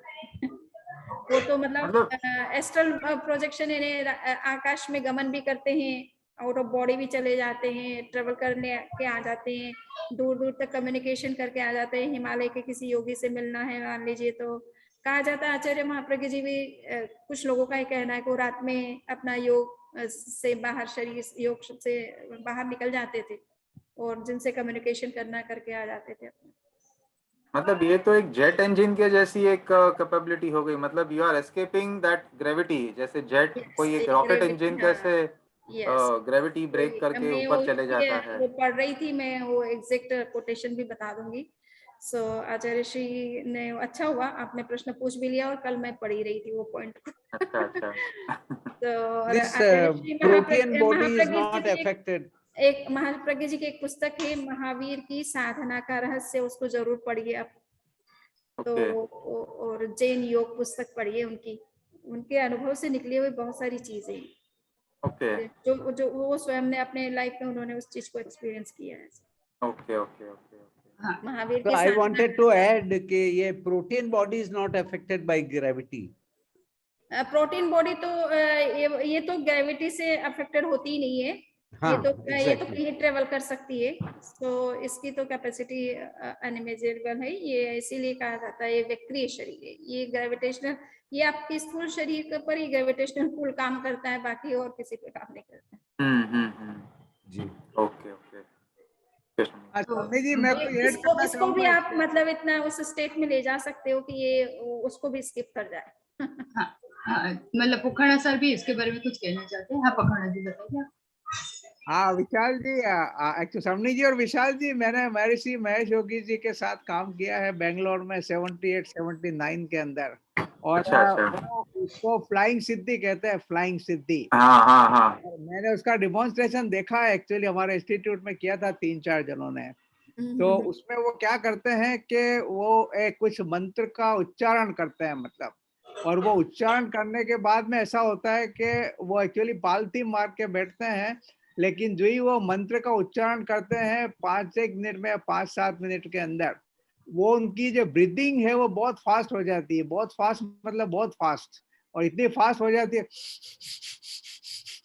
ऐसे, और फिर वो फास्ट होकर के वो खुद मतलब उड़ते हैं, मतलब हवा के अंदर जंप मारते जैसे। तो अगर एक कोने में बैठे हुए हैं तो कम वहां से जंप मारेंगे तो 7 फीट 8 फीट वो जाकर के गिरेंगे, मतलब नीचे, और फिर वापस दूसरा जंप मारेंगे, वापस 7-8 फीट पे गिरेंगे। तो ये जो फ्लाइंग सिद्धि है ये अलग ढंग की है, समनी जी कह रही है वो लेविटेशन वाली वो अलग है, और जो उससे दूसरी जगह जाना वो और शायद एडवांस है, लेकिन प्रिलिमिनरी वाली है जो आप कह रहे हैं वो हमने देखी है। अच्छा, ये होता क्या है कि तेजस शरीर की शक्ति बढ़ जाती है, प्राण शरीर आपका ऊर्जा शरीर, ऊर्जा से वो चीजें, तो हमारे अभी वर्तमान में समनी स्थित प्रज्ञा जी हैं जो कि सबसे बड़ी हमारी समनी है, और वो इसका प्राण शक्ति का प्रयोग करवाते हैं, आज भी करवाते हैं, और 4 लोग अगर या 2 लोग जो भी बैठना चाहे बैठ सकते हैं। भारी पट्टा है, बीच में लेकर के बैठे आप, वो मंत्र का आपको प्रयोग करवाते हैं और आपके अंदर प्राण ऊर्जा, आपको जस्ट पट्टे पर आपने नीचे से हाथ लगा रखा है, आप कोई प्रेशर कुछ नहीं कर रहे हो, उसको लिफ्ट कुछ नहीं कर रहे हैं, ऐसे ही हाथ लगा रखा है, वो मंत्र से आपको ध्यान का प्रयोग करवाते हैं और वो पट्टे ऊपर की तरफ उठने लग जाता है ऐसे। Oh my God.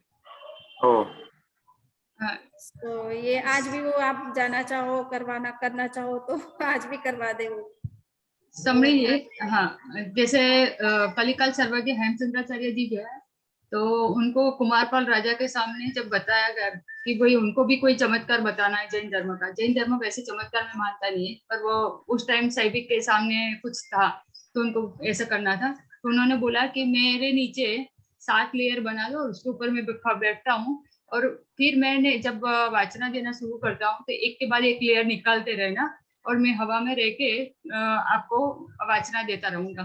तो ये जो है वो एक अलग तरह की अपने शरीर का जो वजन है उसको कम करने की एंटी ग्रेविटी वो लब्धि जो आत्मा की होती है उसका प्रयोग है, ऐसा उन्होंने बताया था। तो आत्मा की लब्धि के बारे में पोखरण जी ने काफी काम किया है। हाँ, हाँ, ये जैसे आता है ना अणिमा महिमा, एक लब्धि का नाम है लघिमा। हाँ, लघिमा शक्ति लघिमा, जिसके अंदर होती है, लघुमा, उसका शरीर बहुत हल्का हो जाता है सही, और ऊपर में उठ सकता है आराम से, कागज की तरह या हवा की हाँ, तरह, स्मोक की हाँ, तरह ऊपर उठ सकता है। तो ये लघिमा शक्ति होती है। ये लघुमा शक्ति, हाँ, अणिमा शक्ति का तो उल्लेख पोखरनाथ साहब बहुत करते हैं। हाँ, सो जेएस वालों को ये तो लब्धि याद हो ही गई होगी, पर ये एक लघिमा शक्ति से आप सही, शरीर को बहुत हल्का बना सकते हो, हल्का बना सही, सकते सही, एकदम सही।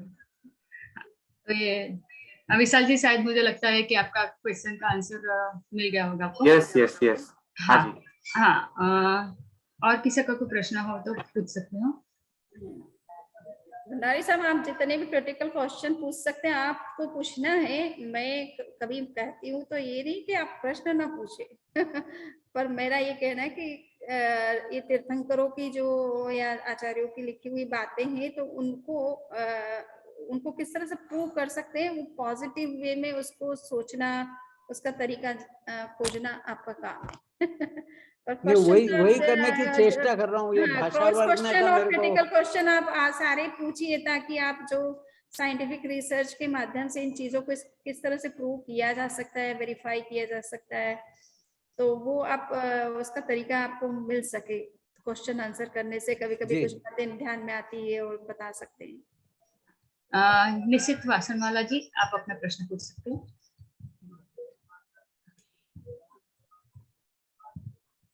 सरोनी जी नमस्कार। हाँ, आप वीडियो ऑन करिए ना तो अच्छा रहेगा।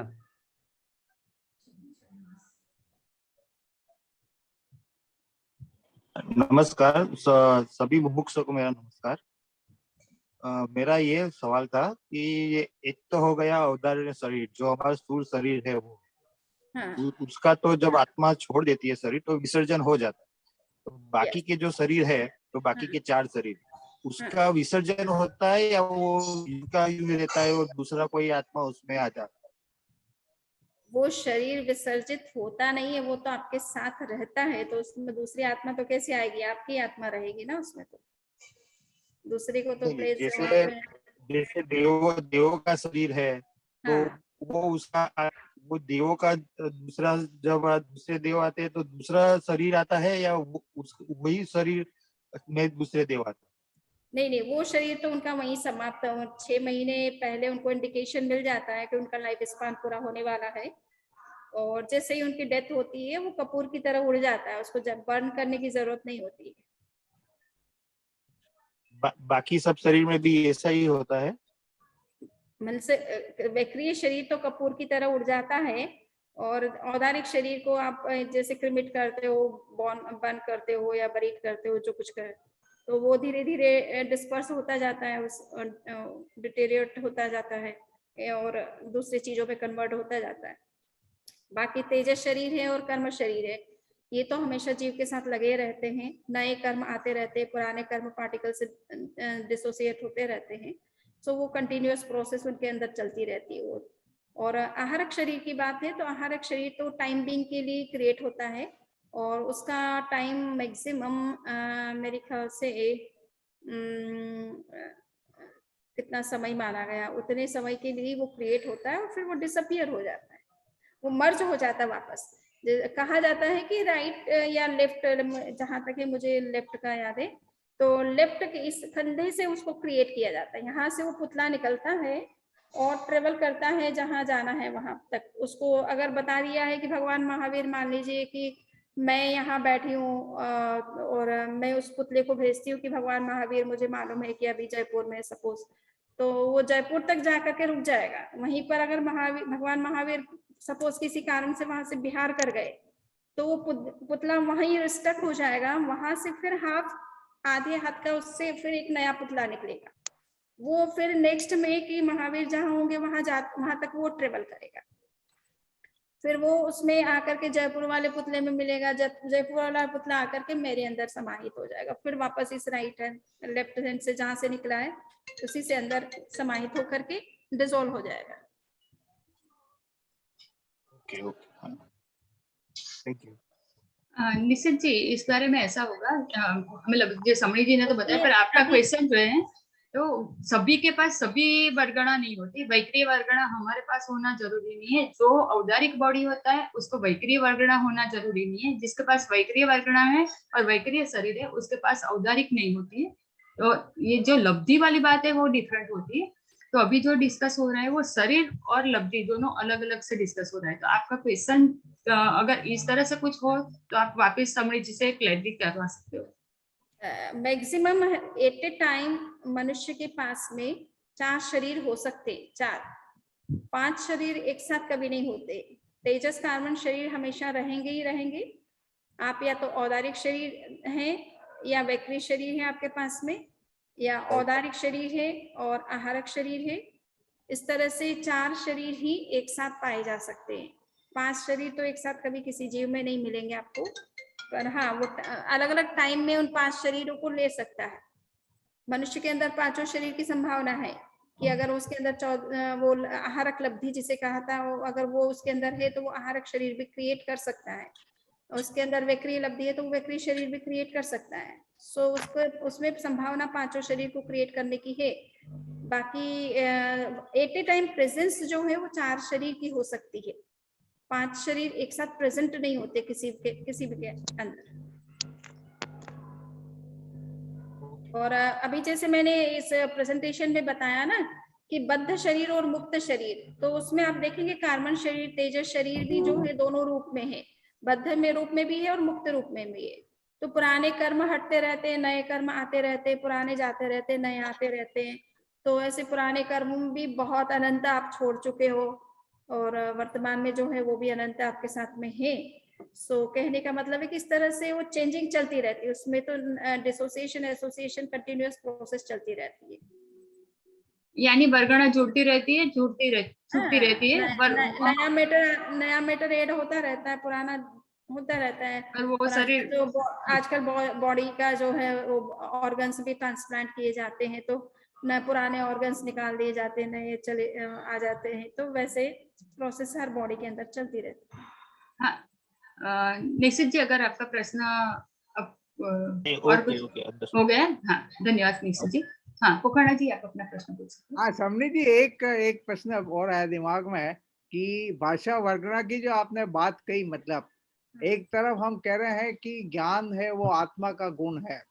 यस। अभी वेस्टर्न स्कॉलर्स कह रहे हैं, कुछ स्कॉलर्स कहते हैं कि जो लैंग्वेज है वो कॉन्शियसनेस की इंट्रिंसिक प्रॉपर्टी है। मतलब तो इस केस में हम जब कहते हैं कि ज्ञान मतलब आत्मा का गुण है और लैंग्वेज उस ज्ञान को एक्सप्रेस करता है, एक उसकी रिप्रेजेंटेशन है उस ज्ञान की, मतलब तो क्या ये कहना उचित होगा कि लैंग्वेज या जो भाषा है वो भी आत्मा का एक गुण है, या इन दोनों के बीच में कोई स्थिति है कि उस वो जो ज्ञान है वो भाषा में जो कन्वर्ट हो जाता है, जो कन्वर्शन प्रोसेस है उसमें कुछ वर्गणा का रोल आता है उसके का, जो आप भाषा वर्गणा कह रहे हैं, मतलब लेकिन वो भाषा जो उसका स्टार्टिंग पॉइंट जो है, ओरिजिन, वो आत्मा ही है। वो वर्गणा के थ्रू मतलब वो इंफॉर्मेशन ट्रांसफर होती है, मतलब ऐसा कुछ कह सकते हैं। सही कह रहे हो। इस मामले में मूल बात ये है, समझना है कि हर जीव में 2 तरह के मिनिमम ज्ञान होते हैं, मति ज्ञान और श्रुत ज्ञान। ठीक है ना। सो मति ज्ञान तो है कि इंद्रियों से आप जो कुछ एक्सपीरियंस करते हो, जिसमें कोई लैंग्वेज नहीं है। लैंग्वेज का सपोर्ट हो सकता है। कभी कोई चीज मान लीजिए कि मुझे अभी मैं आपसे डिस्कस कर रही हूँ और आपको अभी इस समय क्लियर नहीं हो रही है, बाद में आप खुद उस पर थिंक करें और आपको उस चीज समझ में आने लगे कि ओ समझी जी ये कहना चाह रहे थे। सो वो लैंग्वेज आपको, सुनी हुई लैंग्वेज आपको सपोर्ट कर सकती है मति ज्ञान के अंदर, जिसको कि श्रुत निश्रुत मति ज्ञान कहा जाता है। और कभी कभी आपको लैंग्वेज की जरूरत ही नहीं है, किसी का सिखाने की जरूरत नहीं है, आप खुद अपने एक्सपीरियंस से वर्क करके खुद ही सीखते हैं। तो वो अश्रुत निश्रुत मति ज्ञान कहलाता है, जिसमें 4 तरह की बुद्धियों की चर्चा की जाती है। इसी तरह से श्रुत ज्ञान है हर जीव में, चाहे एक इंद्रिय जीव क्यों नहीं हो, वो भी आप लैंग्वेज को आप बोल रहे हैं तो वो समझ सकता है, क्योंकि अंदर शुद्ध ज्ञान है उसके अंदर। तो वो इंट्रिंसिक, तो भाषा का ज्ञान तो जीव को ही है, हाँ, जीव हाँ, को ही है ज्ञान तो भाषा का, चाहे वो किसी भी भाषा को हाँ, सीख रहा है या भाषा का वो एक अलग बात है कि उसको जब अपनी बात को कहना है, एक्सप्रेस करना है, तो उसको भाषा वर्गना के पुद्गल चाहिए का सपोर्ट चाहिए। हाँ, हाँ, हाँ, कम्युनिकेशन के लिए उसको भाषा वर्गना के पुद्गल चाहिए। लैंग्वेज का ज्ञान तो जीव के अंदर ही होगा। हाँ, हाँ, हाँ। तो जो लैंग्वेज का कंसेप्ट है, वो भाषा है, वो भी आत्मा का गुण है, ऐसा कह सकते हैं क्या आप? हाँ, तो कह सकते हैं, उसमें कोई दिक्कत ही नहीं। भाषा का ज्ञान तो जीव में ही होता है। वो तो ये तो मैटर तो वो कन्वर्ट अपना एक्सप्रेशन के लिए कर रहा है, मीन्स अपने वर्ड्स को क्रिएट करना जो आपके कान तक पहुंच सके, आप उस ध्वनि को समझ सके, तो उस ध्वनि को क्रिएट करने के लिए मैटर का सपोर्ट चाहिए उसको। करेक्ट, करेक्ट, बिल्कुल करेक्ट। बाकी लैंग्वेज का ज्ञान तो जीव में ही होता है। क्योंकि इससे जुड़ा हुआ वो प्रश्न जो आपने क्वांटिटेटिव डिटेल से बताया ना, अलग अलग के अलग अलग, फिर वो उसको हम एक ही अलग ही ढंग से समझना पड़ेगा, मतलब टोटली डिफरेंट वे, जो वर्गना का अर्थ शायद उससे क्लियर हो जाएगा। मतलब वो जो आपने क्वांटिटीज बताए ना, जैसे दोनों आप मान लीजिए कि आप शरीर है आपके पास में, आप जो भी बॉडी से फंक्शन कर रहे हैं, फंक्शन तो जीव कर रहा है एक्चुअल में, बॉडी तो जड़ है। डेड बॉडी क्या करती है? वो कोई देखती है, वो कोई सुनती है, वो कुछ सोचती है? कुछ नहीं करती है। सारा फंक्शन तो जीव ही करता है, पर उसको बॉडी का सपोर्ट चाहिए उस फंक्शन को करने के लिए ना। सो इसी तरह से उसको हर पग पग पर मैटर की भी सपोर्ट चाहिए, ताकि मटेरियल वर्ल्ड है या जो आत्मा से आत्मा का संपर्क, जैसे महाप्रज्ञ जी ने आचार्य भगवान महावीर से किया, तो वो आत्मा से आत्मा का कम्युनिकेशन था, उसमें बॉडी की जरूरत नहीं थी। बट अगर महाप्रज्ञ जी को आपसे बात करना है तो उनको टंग से करके बोलना पड़ेगा ना कुछ। हाँ, हाँ, हाँ, हाँ, हाँ, बिल्कुल, बिल्कुल, बिल्कुल। वंदन आपको, वंदन। ठीक है, जसवंत सर जी, आप अपना प्रश्न पूछ सकते हैं। नहीं यार, आ गया मेरा एक छोटी सी क्लेरिफिकेशन, बोली और भाषा में कुछ फर्क कर सकते हैं क्या? बोली और भाषा भाषा तो मतलब इतना ही जो मैं समझती हूँ उस हिसाब से कि भाषा एक तरह से सभी स्टेट्स में एक लंबे बड़े एरिया के अंदर बोली जा सकती है। सपोज हिंदी भाषा है, किंतु हाँ बोली मारवाड़ी है या गुजराती है या कन्नड़ी भाषा है, तो ये बोलियां हैं जो लोकल पर्टिकुलर लोकलिटी में बोली जाती है। तो जो छोटे एरिया के अंदर बोली जाती है वो बोली कहलाती है, और जो पूरे बड़े एरिया या पूरी कंट्री के अंदर बोली जाती है वो भाषा कहलाती है। तो इस रूप में उसको मैं समझती हूँ कि बोलियां एक की लिमिटेशन है, और लोकल उसकी लिमिटेशन है, और ये थोड़ा अनलोकल है, क्या बोलते हैं आप तो करना सब नॉन लोकल यूनिवर्सल। हाँ, सो समड़ी जी, जो हम मनन और चिंतन के लिए जो यूज करते वो भाषा वर्गणा हुई या? देखिए बार बार कंफ्यूज मत होइए, आप विचार जो भी कर रहे हो, थिंकिंग जो थिंकिंग है वो आपको बाहर तो भाषा में अभिव्यक्त नहीं हो रही है ना, वो तो केवल माइंड तक ही लिमिटेड है ना। सो वो मैटर है जो कि थिंकिंग में कन्वर्ट हो रहा है। अब उस थिंकिंग को आप लैंग्वेज में कन्वर्ट करते हो, है ना। सो कि आप कहने का एक्सप्रेस करते हो, तो वो एक अलग सिस्टम हो गया आपका एक्सप्रेस करने का, वो एक्सप्रेशन सिस्टम है और वो थिंकिंग सिस्टम है। तो उसके लिए मैटर अलग प्रकार का है। जो भाषा में काम आ रहा है वो कोई दिमाग में नहीं जा रहा है, थिंकिंग प्रोसेस में कन्वर्ट नहीं हो रहा है। बट हाँ, आप जो कुछ थिंक करते हो उसमें आपका लैंग्वेज का ज्ञान सपोर्ट कर रहा है आपको, कि आप किसी लैंग्वेज में ही सोचेंगे। अंग्रेजी भाषा जानते हो तो अंग्रेजी में सोचेंगे, हिंदी भाषा जानते हो तो हिंदी भाषा में सोचेंगे, तो वो एक अलग बात हो गया। और फिर जब एक्सप्रेस करना है तो आपको उस लैंग्वेज का ज्ञान होगा, तब आप एक्सप्रेस कर पाएंगे। किंतु थिंकिंग प्रोसेस अलग है, स्पीकिंग प्रोसेस अलग है। वही मैं स्पीच अलग है और स्पीच अलग है, और माइंड का थिंकिंग प्रोसेस अलग चीज है। तो उसके लिए मनोवर्गना के पुद्गल, उसमें भाषा वर्गना के पुद्गल का क्या रोल है? हाँ ठीक है, वो आप सोच रहे हो तो वो लैंग्वेज में सोच रहे हो, भले आप उसको कहो, बट वो भाषा वर्गना के पुद्गल नहीं है, वो है मनोवर्गना के पुद्गल जो उस लैंग्वेज में कन्वर्ट हो रहे हैं। उस लैंग्वेज में चल रहा है वो थॉट। हाँ, तो उसके लिए भाषा वर्गणा मुझे ग्रहण नहीं करनी पड़ेगी या करनी पड़ेगी? मेरा प्रश्न देखिए, भाषा वर्गणा का मतलब है बोलना, बोलना, मतलब ओके सोच रहे उस समय बोल नहीं रहे ना, सो तो- जिस समय बोलोगे तभी आपको भाषा वर्गना ठीक, चाहिए। मतलब डिलीवर करने के लिए ही चाहिए। हाँ हाँ, डिलीवर करने के लिए चाहिए आपको। समझ। अच्छा समनी जी, धन्यवाद। समनी जी, हाँ, इससे रिलेटेड एक और प्रश्न आया दिमाग में कि जब भगवान महावीर का समोसरण था, मतलब उसमें विराज रहे थे समोसरण के अंदर, तो उस समय कहते हैं कि 700 से ज्यादा मतलब उनको भाषाओं का ज्ञान था, मतलब ज्ञान था कि वो आत्मा में है, इसलिए वो सभी था, अवेलेबल था मतलब। और वो 700 ढंग के जीव थे, या जो उनकी लैंग्वेज लिंग्विस्टिक कैपेबिलिटी थी, मतलब वो हर एक मतलब वो सुन रहा था उनके व्याख्यान को, मतलब तो एक टाइम मतलब है जो इसकार दिया हुआ कि 700 भाषाओं का ज्ञान तो अपनी आत्मा में है, मतलब भगवान महावीर तीर्थंकरों के वचनातिशय होते, वचनातिशय यानी उनकी भाषा में स्पेशल क्वालिटी होती है कि उसको जो सुनेगा और जिस लैंग्वेज में सुनेगा उसी लैंग्वेज में कन्वर्ट हो जाएगी। हाँ, तो भगवान को तीर्थंकरों को तो किस चीज का ज्ञान नहीं है, उनको तो सभी चीजों का ज्ञान है। नहीं, वो नहीं, वही 700 क्या 1000 भाषा को भी जान सकते हैं, जानने का कोई बात नहीं, वो बोलते तो एक ही भाषा बोलते हैं ना, परंतु वो भाषा 700 तरह के जीव अगर सुन रहे हैं तो 700 तरह की लैंग्वेज में कन्वर्ट हो रहा है, वो डबिंग हो रही है उसकी। या तो डबिंग हो रही है, नहीं, एक नहीं, या तो वो कन्वर्ट हो रही है, या फिर ओरिजिनल जो उनके बोलने का जो फ्रीक्वेंसी बैंड नहीं ऐसा ब्रॉड है कि वो उसमें सभी निकल रहे हैं एक साथ।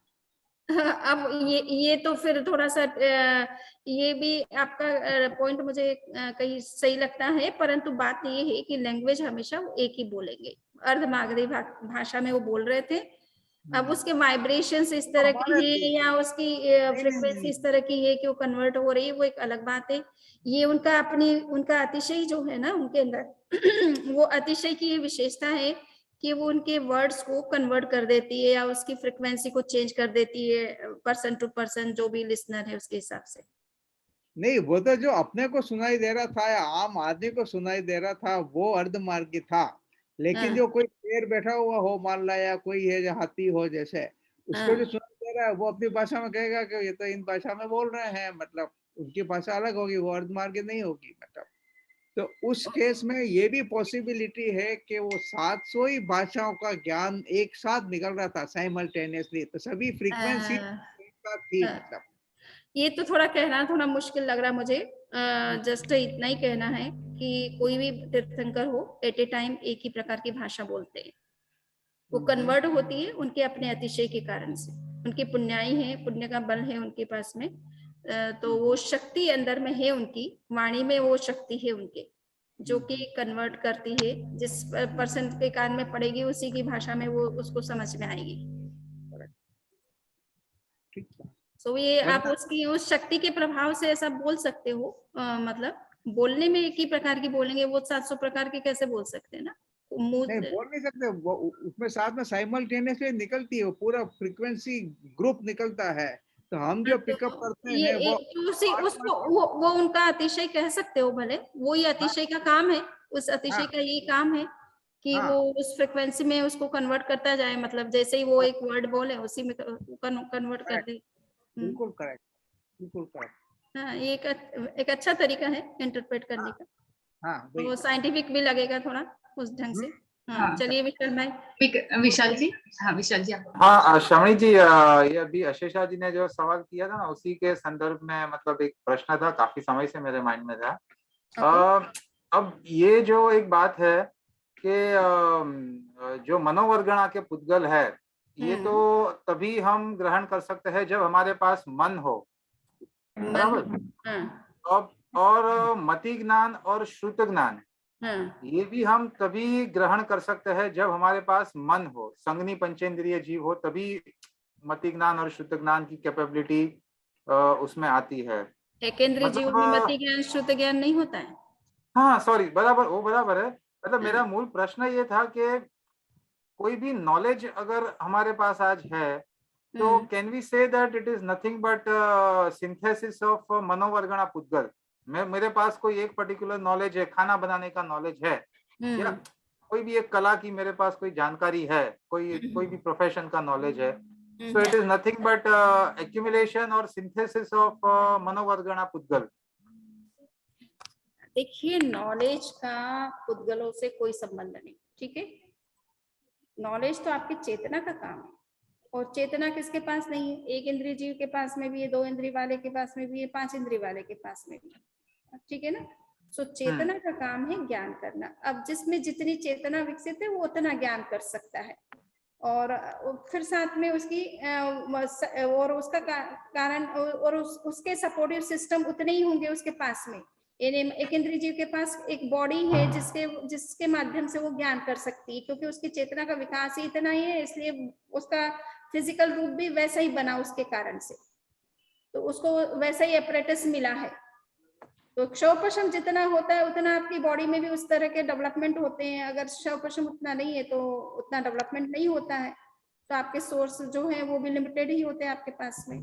तो ज्ञान तो चेतना का काम है, ये कोई मनोवर्गना का एक्युमुलेशन या वो अरेंजमेंट या सेटिंग ऐसा कुछ नहीं। ठीक है, आप विकसित हैं, आप मस्तिष्क से सोच सकते हैं, प्लानिंग कर सकते हैं, एग्जीक्यूट जब कभी करते हैं तो आप प्लानिंग पूर्वक करते हैं। So that is your asset because you have mind, you have thinking ability. तो आप उसका प्लानिंग पूर्वक करते हैं। बाकी सब जीव प्लानिंग व्लानिंग कुछ नहीं करते, उनको तो जब भूख लगी खाना, जब प्यास लगी पीना, जब नींद लेना ले लिया, जब रिएक्ट करना कर दिया, कुछ सोचते हो रहे ना आगे पीछे, वो प्लानिंग व्लानिंग उनके पास में कुछ नहीं है। तो समड़ी जी, इसमें ही आगे मुझे प्रश्न हुआ है, तो मैं पूछ सकती हूँ क्या?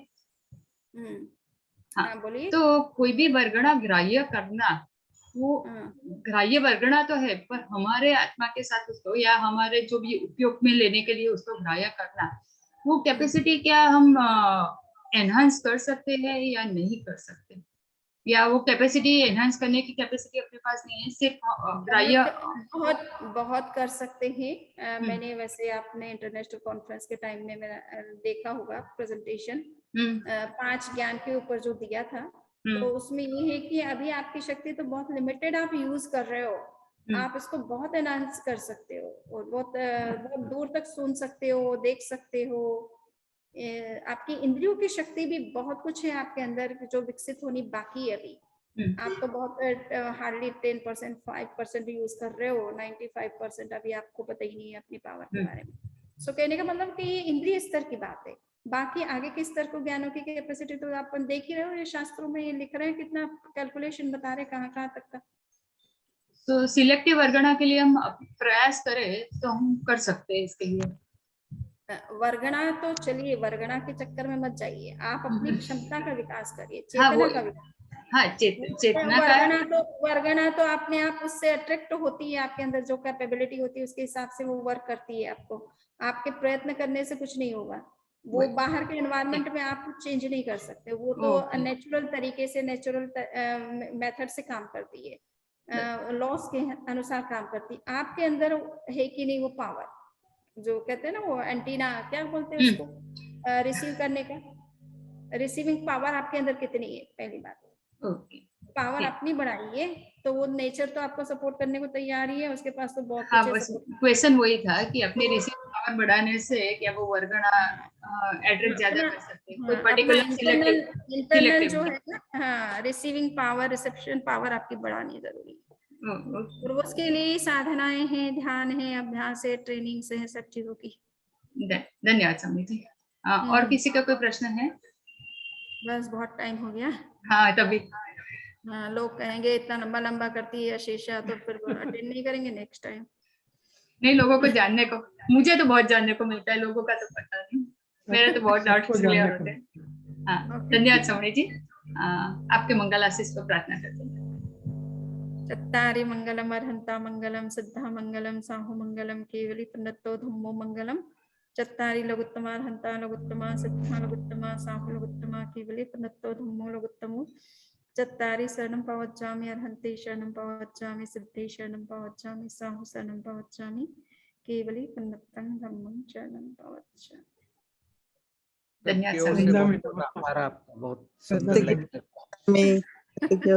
बहुत इंटरेस्टिंग है। ये प्योर तत्व ज्ञान, जैनों का ज्ञान क्या है, ये पूरा प्रज्ञापना सूत्र से आपको मिल रहा है, उसका क्या कहना चाहिए, झलक मिल रही है। बिल्कुल, बहुत बढ़िया, बहुत ही अच्छा, बहुत ही अच्छा। धन्यवाद समणी जी, सभी को जय जिनेंद्र। जय जिनेंद्र। जय जिनेंद्र।